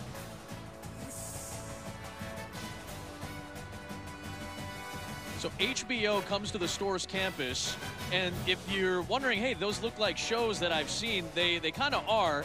Veep, Silicon Valley, and Game of Thrones. HBO's filming a gaming event entitled Escape the Expected, where teams have to solve puzzles so they can find their way out of rooms. Cool stuff from the folks at HBO on campus. And I want to tell the guy on the right, like, bro, listen, it's, you know, Halloween is over, but he's probably warmer than any of us are right now. It's 44 degrees here. When are you going to wear that costume, just out of curiosity? I was curious when Mac's going to wear the owl costume. Probably not in this life. Philip Walker, good surge from the Connecticut defense. They swallow him up back near the 20-yard line. Good message from Coach Diaco and Anthony Poindexter, because they are putting pressure. They're stopping the run. They're doing a much better job the second half. This was corner pressure, and Summers came in and made a really good play. From the boundary. It's hard to pick up for a quarterback because he can play like he's going to back out or come. Either way. And again, the Connecticut defense much better as of late after they scored touchdowns to Temple in their first 3 drives. Nothing there for Armstead. It's a loss of a yard. Summers and Carazola and Levenberry and everybody out on the perimeter, along with Sean Marinan, to help stop that play. And it's 3rd down and long. Haven't seen a ton of these tonight for the Temple offense. Young people during football games are really interesting. Why they play it sometime and why they don't, where they get emotional, and they're playing with more emotion and intensity right now than they did at any time in the first half. 3-man front for Connecticut, and Armstead will run against it. He gets stopped by Walsh, who got the undercut play there. It was closed out by Fatakasi. So that's as good of a stand as I think we've seen 3 straight plays from the UConn defense tonight. And Temple fans would ask why offensive coordinator Glenn Thomas would hand the ball off on 3rd down and 15. It's because he's got a 21-point lead and Connecticut's not moving the ball. Sure. They've got a freshman quarterback. He's trying to win the game. And if a tip ball interception, the only way that Temple probably loses this game is turning it over. Sure. And that was a smart call on his part. Punt, play defense. Your defense is dominating. Here is a slight movement from Starzyk, punting it away, rugby style, hoping for more of a roll, but will only get it down to about the 37-yard line. Ends up being a 38-yard punt. About 5 to play, third quarter. UConn has the ball next.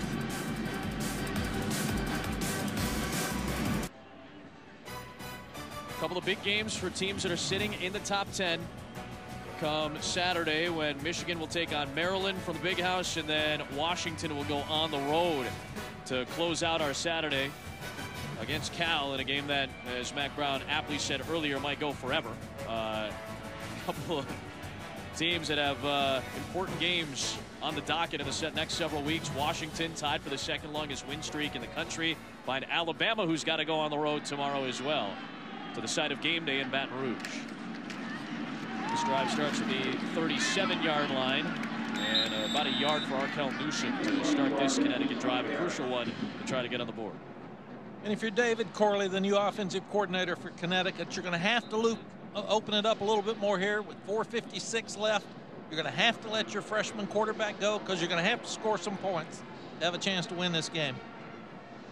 Jalen Robinson is down in the deck.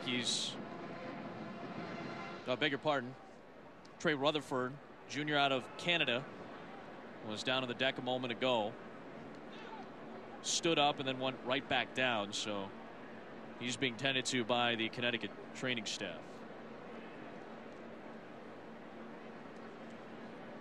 You were talking about it, Mac. David Corley, obviously it's his first night as the offensive coordinator. First game, I should say, not the first night, but the first game as the offensive coordinator. It was a tough decision for Bob Diaco. Frank Verducci had been the offensive coordinator the last couple of years, another CFL guy who had been to a lot of different college stops and had a pretty diverse experience, but it could not have been easy for Bob Diaco to get rid of Frank Verducci, at least as the old coordinator. Yes, it's very difficult. I've done it.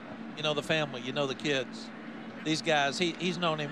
Bob's known Frank since he was 10 years old.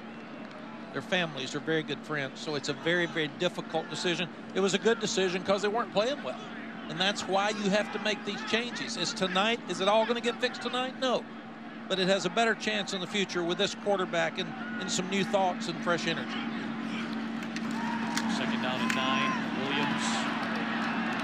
Good pressure once again from Temple. It's going to set up third down and long, Molly. Yeah, Noel Thomas said the change in coordinator was a shock to the team, but said at this point any change can be an energizer. Just listening to a different voice and different perspective all week was refreshing to the team. And Thomas said the offense had more juice. There was more of a pop in their step at practice as the team realized this is their last chance to become bowl eligible, prove themselves, and you can see they are not giving up on this game tonight, guys.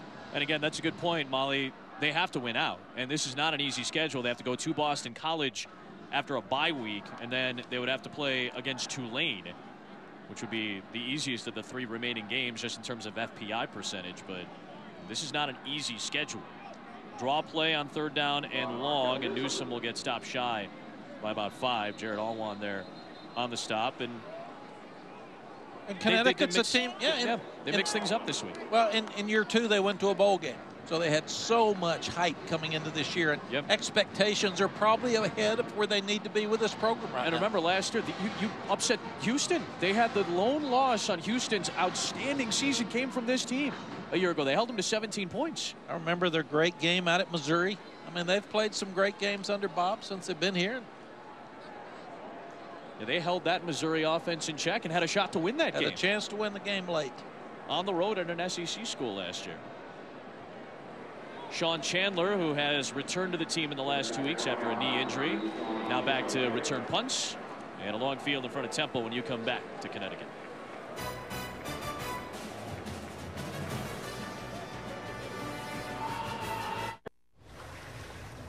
Arizona takes on Michigan State, followed by Indiana versus Kansas at the State Farm Armed Forces Classic. We'll be out in Hawaii next Friday night on ESPN, starting the college basketball season in earnest. We're in the third quarter here in East Hartford, and Temple on top. UConn trying to get something going offensively, and they've got a long field in front of Philip Walker, their senior quarterback, as this drive starts from their own 7. Single-digit number for Philip Walker this year.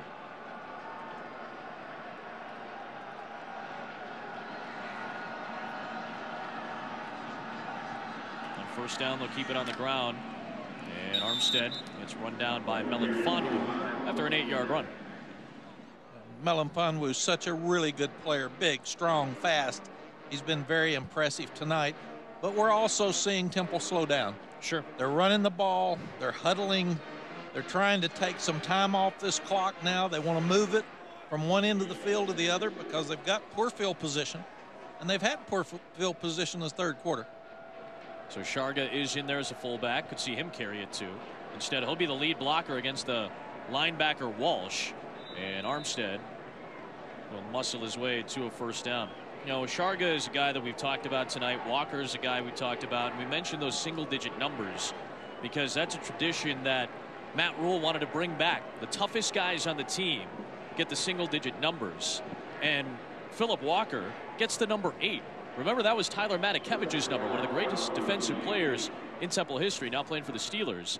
That's a big responsibility to get not only a single-digit number, but for Walker to get Tyler Matakevich's number. He went from 11 to 8 this year. Back to the ground, big hole for Armstead, and he spins ahead. Shy of the 30, but he's got the first down. Coach Rule actually told us it might have put too much pressure on him. He changed his name from PJ. Said, call me Philip. It's more mature. I'm a leader on this football team now. He was a quiet leader. Now he's been more of a vocal leader, and he's active. But when you take a number away from a quarterback and give him a different number, and he likes it, that is really special. And even more special when he gets the most valuable player from last year's number. Yep. And he is living up to it tonight. Winningest quarterback in Temple history, all-time passing leader and touchdown leader. Passing the great Henry Burris. He's been a CFL most outstanding player in his professional career now. Falikasi on the stop after a run of 3 for Armstead. And the offense they're running right now, Adam's what Matt Rule likes the best. I was just going to say, this seems like their blueprint, them. right? Yeah. This is Temple tough. He sells these kids on you line up and you bleed their nose. You run right at them. You be physical. Kill the clock. They know we're going to run it. We know we're going to run it. Doesn't matter. Here we come. Stop us. Now we got 9 people around the line of scrimmage for UConn. Trying to load up the box here. Sharga, the lead blocker once again to help open things up for Thomas, who's got the first down to the 40-yard line. This is what Temple, exactly what you said, Coach. This is what they want to do. They don't have to run another play in the final half minute of this third quarter. And this is who you want to be as a coach. You sell your guys on being tough off-season program. You got to play when you're hurt some. You got some pain. Line up and physically be able to dominate the other team going into that fourth quarter. That's why everybody puts those 4 fingers up and they scream, fourth quarter. Here we go. Those were the melodic tones of one Mac Brown yelling as we get set for our fourth quarter too. Here in East Hartford, Connecticut. All Temple trying to make it 4 wins in a row. Up 21-0.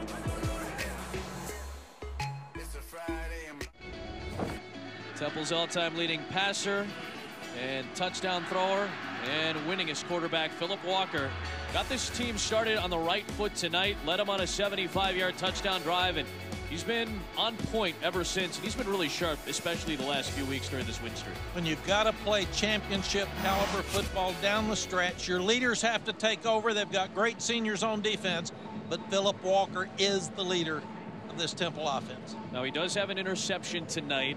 It's his only interception in the last 3 games, and it was a really good one, too, by Obi Melanfonwu. He had a great close on the goal line, which prevented Temple from getting points, which was to Matt Rule's chagrin. But all of that being said, Walker's been very sharp overall.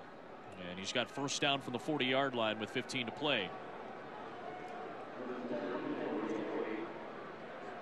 They fake it to Thomas. It's Isaiah Wright working out of the Wildcat that time. He's a wide receiver, but he's done more running than he has pass catching.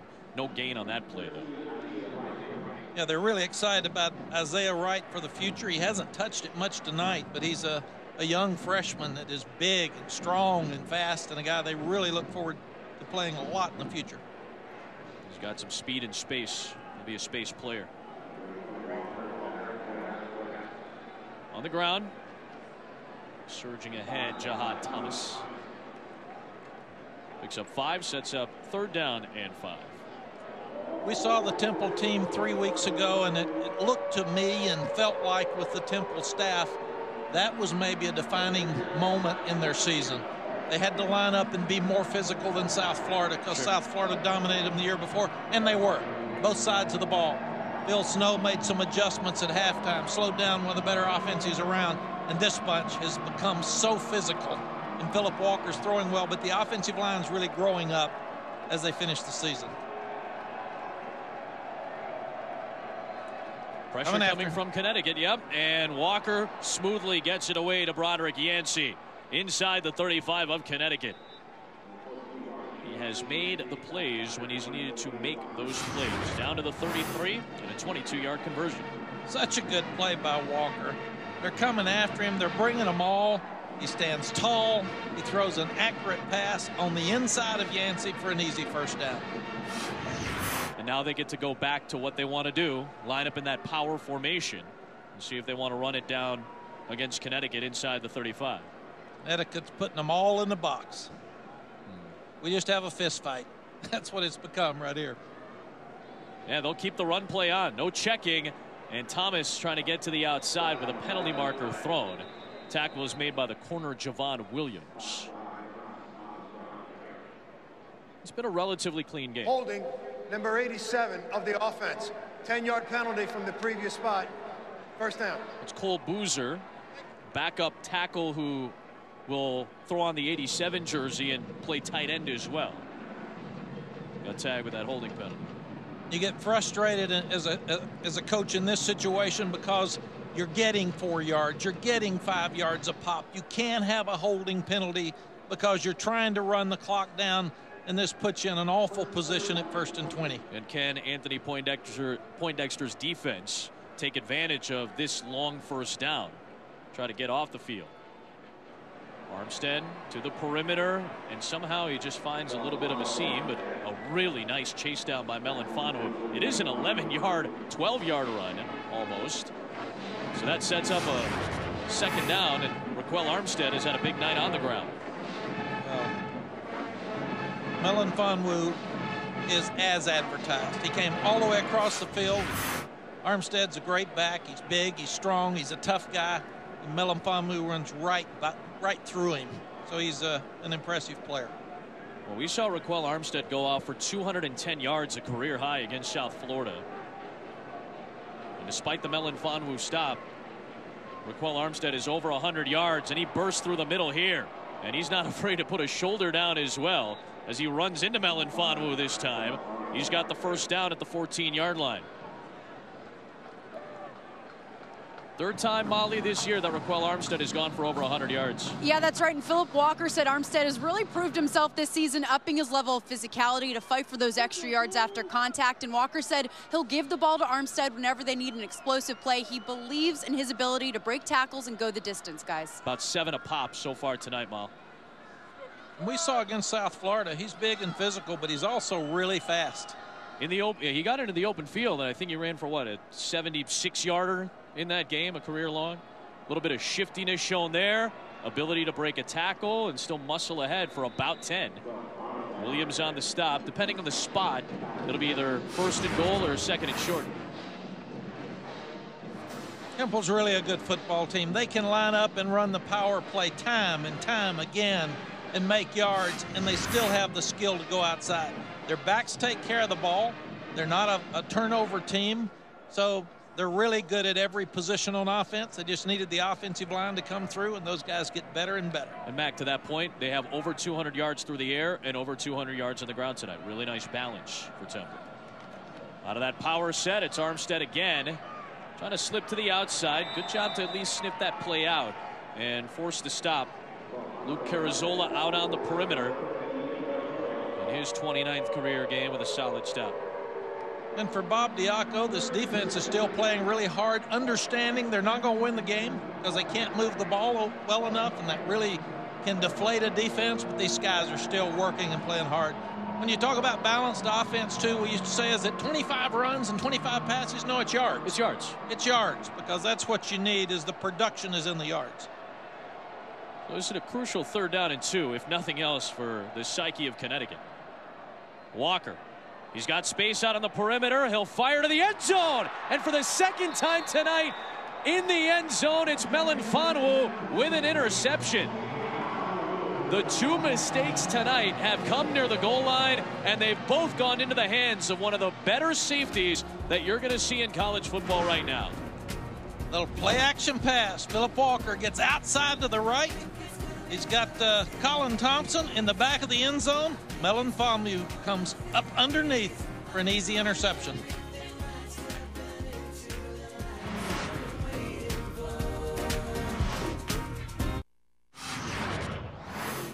We've talked about Obi Melifonwu, and he has been an impressive part of a Connecticut defense that is just trying to keep making plays. And twice, Obi Melifonwu with interceptions in the red zone, at the goal line, or in the end zone to frustrate Philip Walker and prevent points from getting on the board for Temple. And the throws were a little late, but Melifonwu's interceptions were better than the throws were bad. He made two really good plays. Yeah, what did we talk about the first one? The closing speed that he showed, and it was less ground to cover on this particular one, but he was there. So Donovan Williams takes a shot after the change of possession, and he goes and challenges Nate Hairston with Noel Thomas, his top target out there. Incomplete. Well, and Phil Snow told us they had to win the one-on-ones deep. And so far tonight, Derek Thomas and Nate Hairston, the two corners for Temple, have done a really good job of finding the ball, looking back to it, and knocking it down. Yeah, they made it tough on Noel Thomas out on the perimeter. I will say this, though. Pretty nice deep ball thrown by Donovan Williams. It was. I like what I see from Donovan. He and David Corley are in a really tough spot tonight, but the future's still bright for the Connecticut offense. They'll get better and better. False start here, though, unfortunately, for the Huskers. Well, and may I say, we've seen Temple enough. They've got really good players on defense. They're very well coached. False start, number 77, offense, 5-yard penalty, second down. Rutherford gets called for the penalty when our NBA doubleheader over on ESPN finishes up with the Warriors and the Lakers, and I want to watch KD tonight when we finish up here. You got Nicole and the coach with SportsCenter at night. They'll set up everything in college football, the NBA, the NHL, big week in NFL. Cubs parade was today in Chicago as well. SportsCenter at night. And Hassan Reddick in the backfield against Donovan Williams. We mentioned it earlier, but if you don't know who Hassan Reddick is, get to know this guy. Serious NFL potential. He really is. He's a boxer. He's got quick hands. He's so quick off the ball. He goes inside, outside. He's one of the better pass rushers, not only on this Temple team, but in this league. But I started to say earlier, this isn't a good night to work on starting to rebuild your offense against this Temple defense. They're just so talented and well coached. So now 3rd down and 22. Stretching to the edge, not much on the ground for Newsome, and 4th down coming up, all because of Hassan Reddick on that nice tackle for loss.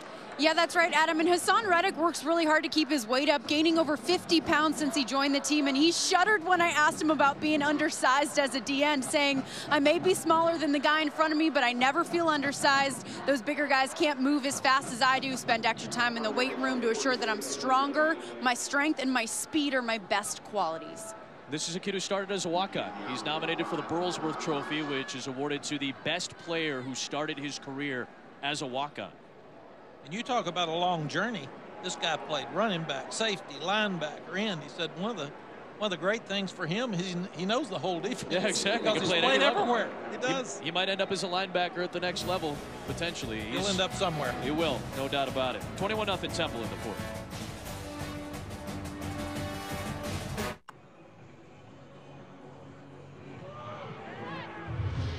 Back in East Hartford, Connecticut.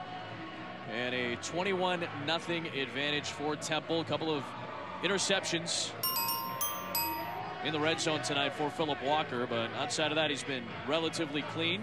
And Temple trying to make a push, potentially could make an appearance in the top 25 if they continue to play well, but we'll have the second rankings coming out on Tuesday night at 7 o'clock Eastern time. We'll see where some of these group of 5 teams end up after this weekend.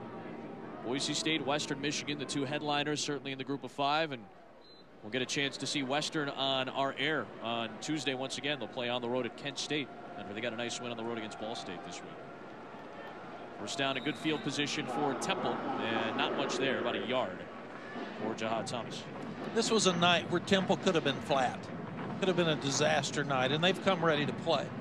Connecticut's offense isn't ready to beat the Temple defense, but you've got to give credit to the Temple coaches, the players, the leaders, because on the road, they have played a complete ball game so far tonight. Now, again, remember, Temple scored 3 times on its first 3 touches. They haven't scored since.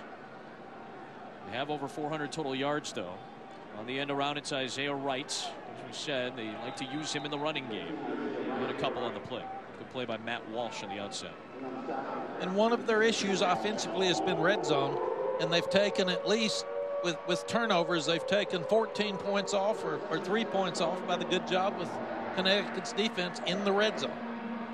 So that's something that Coach Rule will be able to take home and coach hard on guys. We did a good job, but we didn't score when we got in the red zone. And Coach Diaco, just the opposite. He can tell his defense, you've played well all year in the red zone. You did it again tonight. 3rd down and 7.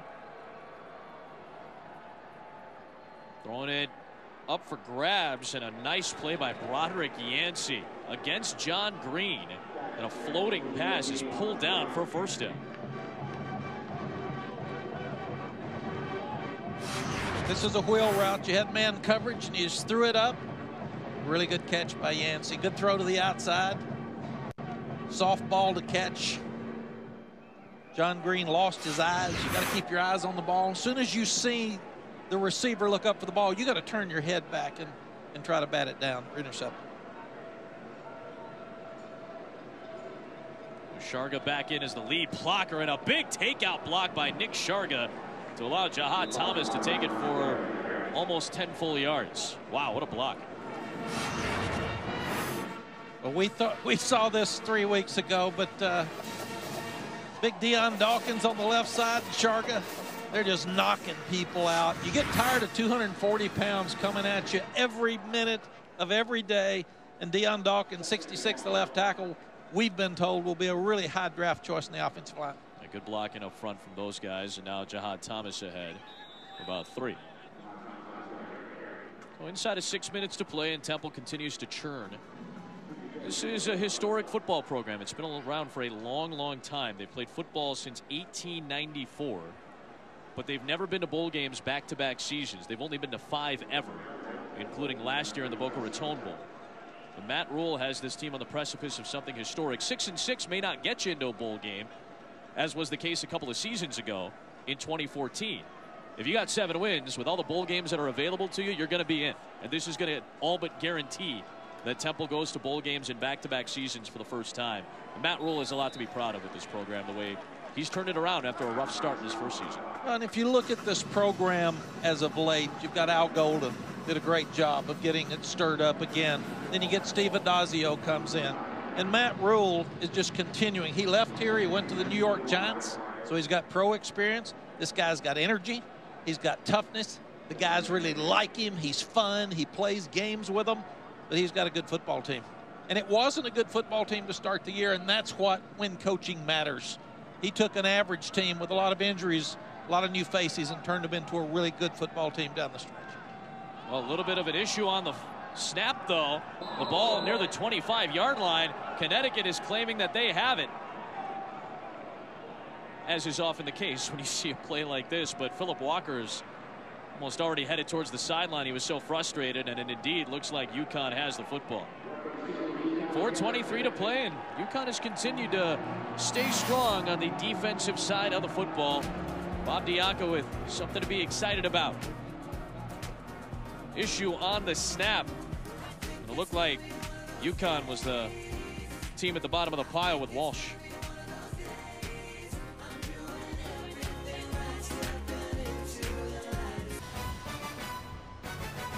Huge run of Big Ten games the last couple of weeks, and that continues. Top 10 matchup, Saturday Night Football on ABC at 8 o'clock Eastern Time. Chris Kirk and Sam will have the call of 10th ranked Nebraska, 6th ranked Ohio State from the Horseshoe in Columbus. And again, we've said it a couple of times, it's a high ceiling game. You can make a lot of movement with a win like tomorrow night for either one of those two teams. And either one of these teams could get back in that playoff picture very quickly with a win, because if Ohio State wins, then we're looking at playoff probably with them in Michigan. Who wins almost that like a one? play-in game, sure. It is a play-in game, most likely. Yeah, barring any type of slip-up the rest of the schedule, that's the game that's going to matter the most in terms of probably getting into the playoff. Obviously, the Big Ten championship game will play a factor as well. It's caught underneath by Tommy Myers for the first time tonight. We were having this discussion today during a production meeting, and, you know, we discussed Washington a little bit and Texas A&M, and, you know, I talked to a lot of Louisville fans this week, did some radio in Louisville, and I was thinking about this as well for them because they're ranked 7th. They got to go on the road, and their schedule maybe isn't as tough going out the rest of the way. You know, the game against Houston maybe doesn't have as much juice. But if you're in the 6, 7, maybe even the 5 spot, 8 spot, 9 spot, you've got room to grow. And perception is important. That's a ruled incomplete pass. Perception is important as much as we don't want to admit it.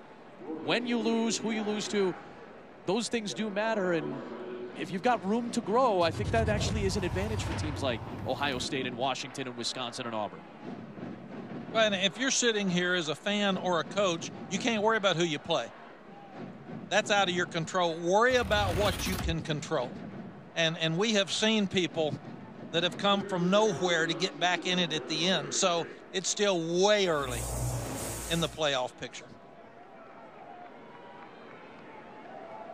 And I do like our playoff situation much more than the BCS.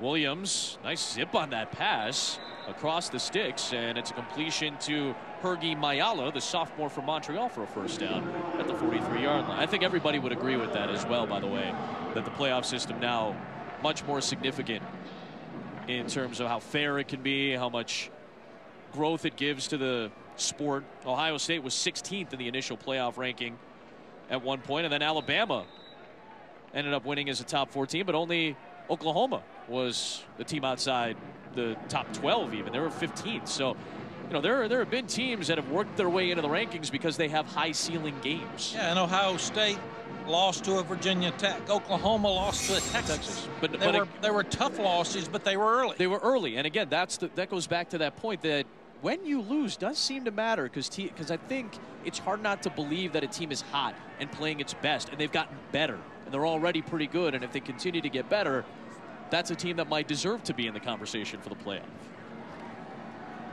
Williams, it's been fun to watch him on his feet tonight. He'll take it into Temple territory, and it's 3rd down and short with less than 2:45 to play. But these are all fun discussions to have, and there's still a ton of football to play with a lot of high-leverage games coming up. Absolutely. I remember one year in the BCS where Michigan was 2, I think, and Ohio State was 1.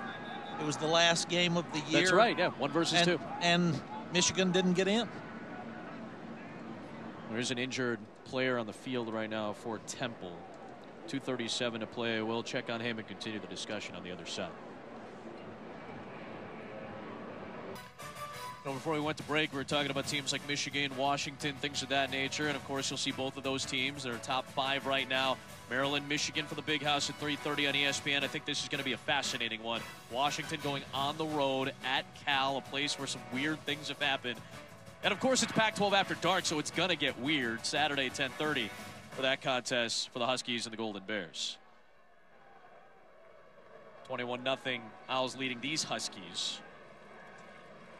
And on first down, there is Donovan Williams getting the first down, but the ball may have popped out. Who was on the bottom of that pile? Looked like Connecticut was able to jump back on top of it. But this is a real good drive for Donovan Williams at the end of this ball game. They're not going to win the game, but he completed 2 passes. He scrambled to make a run. In this situation, he takes an option, little zone read, keeps it outside. Earlier, he just got tackled in space. He plants his feet, turns up inside for a good first down. The ball did get popped out loose momentarily, but recovered by UConn. Williams over the middle, and Sean Chandler nearly had the interception, but there's a marker thrown back near where the pass came. Chandler, his 2nd game back from injury. Holding, number 72, offense. 10-yard penalty, 2nd down. So Veckery, who's had a few penalties against him tonight, this one a holding penalty. So it'll be 1st down and long. Learning to throw over the middle is the toughest thing a young quarterback has to do. And he throws right into double coverage that time. He's lucky that Chandler didn't intercept the ball. But he's learning. He's had a tough night against a really good defense that's well coached. but he's also a guy that has a great upside. I'm Bob Diaco. I'm excited about the change. I'm excited about Donovan Williams moving forward. First down and long here. Williams under pressure, and down he does go. Why is it so hard to learn to throw over the middle? Got more options inside. You got linebackers. You got safeties. You got big defensive linemen with their hands up. If you throw outside, it's a simple read. Usually a one-man reader. You got a two-level read, deep to shallow. When you're throwing in the middle, got a lot of things that can happen. It can be really confusing for your eyes in there. Now, he's come close a couple times on this drive alone, but no turnovers for Connecticut, so that is a positive right now. Pressure off the edge, and it is Avery Williams, the first man there, to rip him down back at the 45-yard line. It'll be third down and more than a quarter of the field coming up here for Connecticut's offense with a minute 18 to play. Coach Snow decided he'd seen enough of them moving the ball. They make a couple of first downs. He says, okay, let's get after the freshman. Put yourself in Bob Diaco's shoes real quick. Do you think it was the right move tonight to pull the red shirt from Donovan Williams? I've been in Bob Diaco's shoes. I was 2-20 after 2 years at North Carolina. He's done a lot better job in a short time than I did at North Carolina. And I think he did exactly what he needed to do. In life, if it's not working, you change it. You fix it. In football, if it's not working, you fix it. He was really, really frustrated. They tried to change philosophy. They tried to go tempo. They tried to do something that's kind of out of their nature. Little shot in the arm. Yeah, this is a shot in the arm. You got some energy. It's not good tonight. They don't have the players right now that Temple's got on the Connecticut offense. But you see some hope.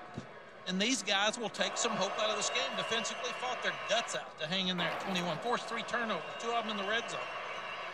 He can talk a lot about their defense. Bob's got a lot of energy. He's disappointed in this season. They lose on the 6-inch line at Navy. They lose on the 2-yard line at Syracuse. This could have very well been a bowl team. Run, son. Don't stand back there that long. And indeed he will, with a lot of ground to cover, but a nice run by Williams on 4th down and 27. He almost made the first down. That's fun to watch for the young man tonight. It has been a very interesting week, though, for Connecticut with all the changes that they've had to go through. And this has been the biggest one. Donovan Williams with the red shirt off, trying to make some plays happen for a team that desperately needs some hope and light. And he knew how far he had to go, and he should have thrown it, but if it's not there, at some point you got to pull it down and run it. But I like what I see. He's talented. He's got a good arm. Got some work to do with his mechanics. Got some work to do on his footwork. But he has hung in there tonight with a lot of blitz, and he's been hit a lot. He's hung onto the ball pretty well. I think, again, he's got a good future, and you can't win at this level anymore without a great quarterback. The 34 seconds. Clock was moving. It should have stopped after that play. For some reason, it just kept churning down. So 34 seconds of the game clock. Temple may just take a knee, and UConn may be happy to get out of here. But Temple did have a shutout earlier this season against Stony Brook. Meanwhile, Connecticut hasn't been shut out in nearly 2 full years. Cincinnati with a 41-0 win over UConn in 2014 in November, and the 2 newbies, and David Corley, the offensive coordinator, and Donovan Williams, seemingly the quarterback of the future for Connecticut, unable to get much done in terms of points tonight. Last couple of weeks have been tough for UConn, just 3 points over the last 2 games. And David Corley will be hard on himself tonight. He'll go apologize to Coach Diaco and say, Coach, I didn't do a good enough job. And that's not a fact. First time out there.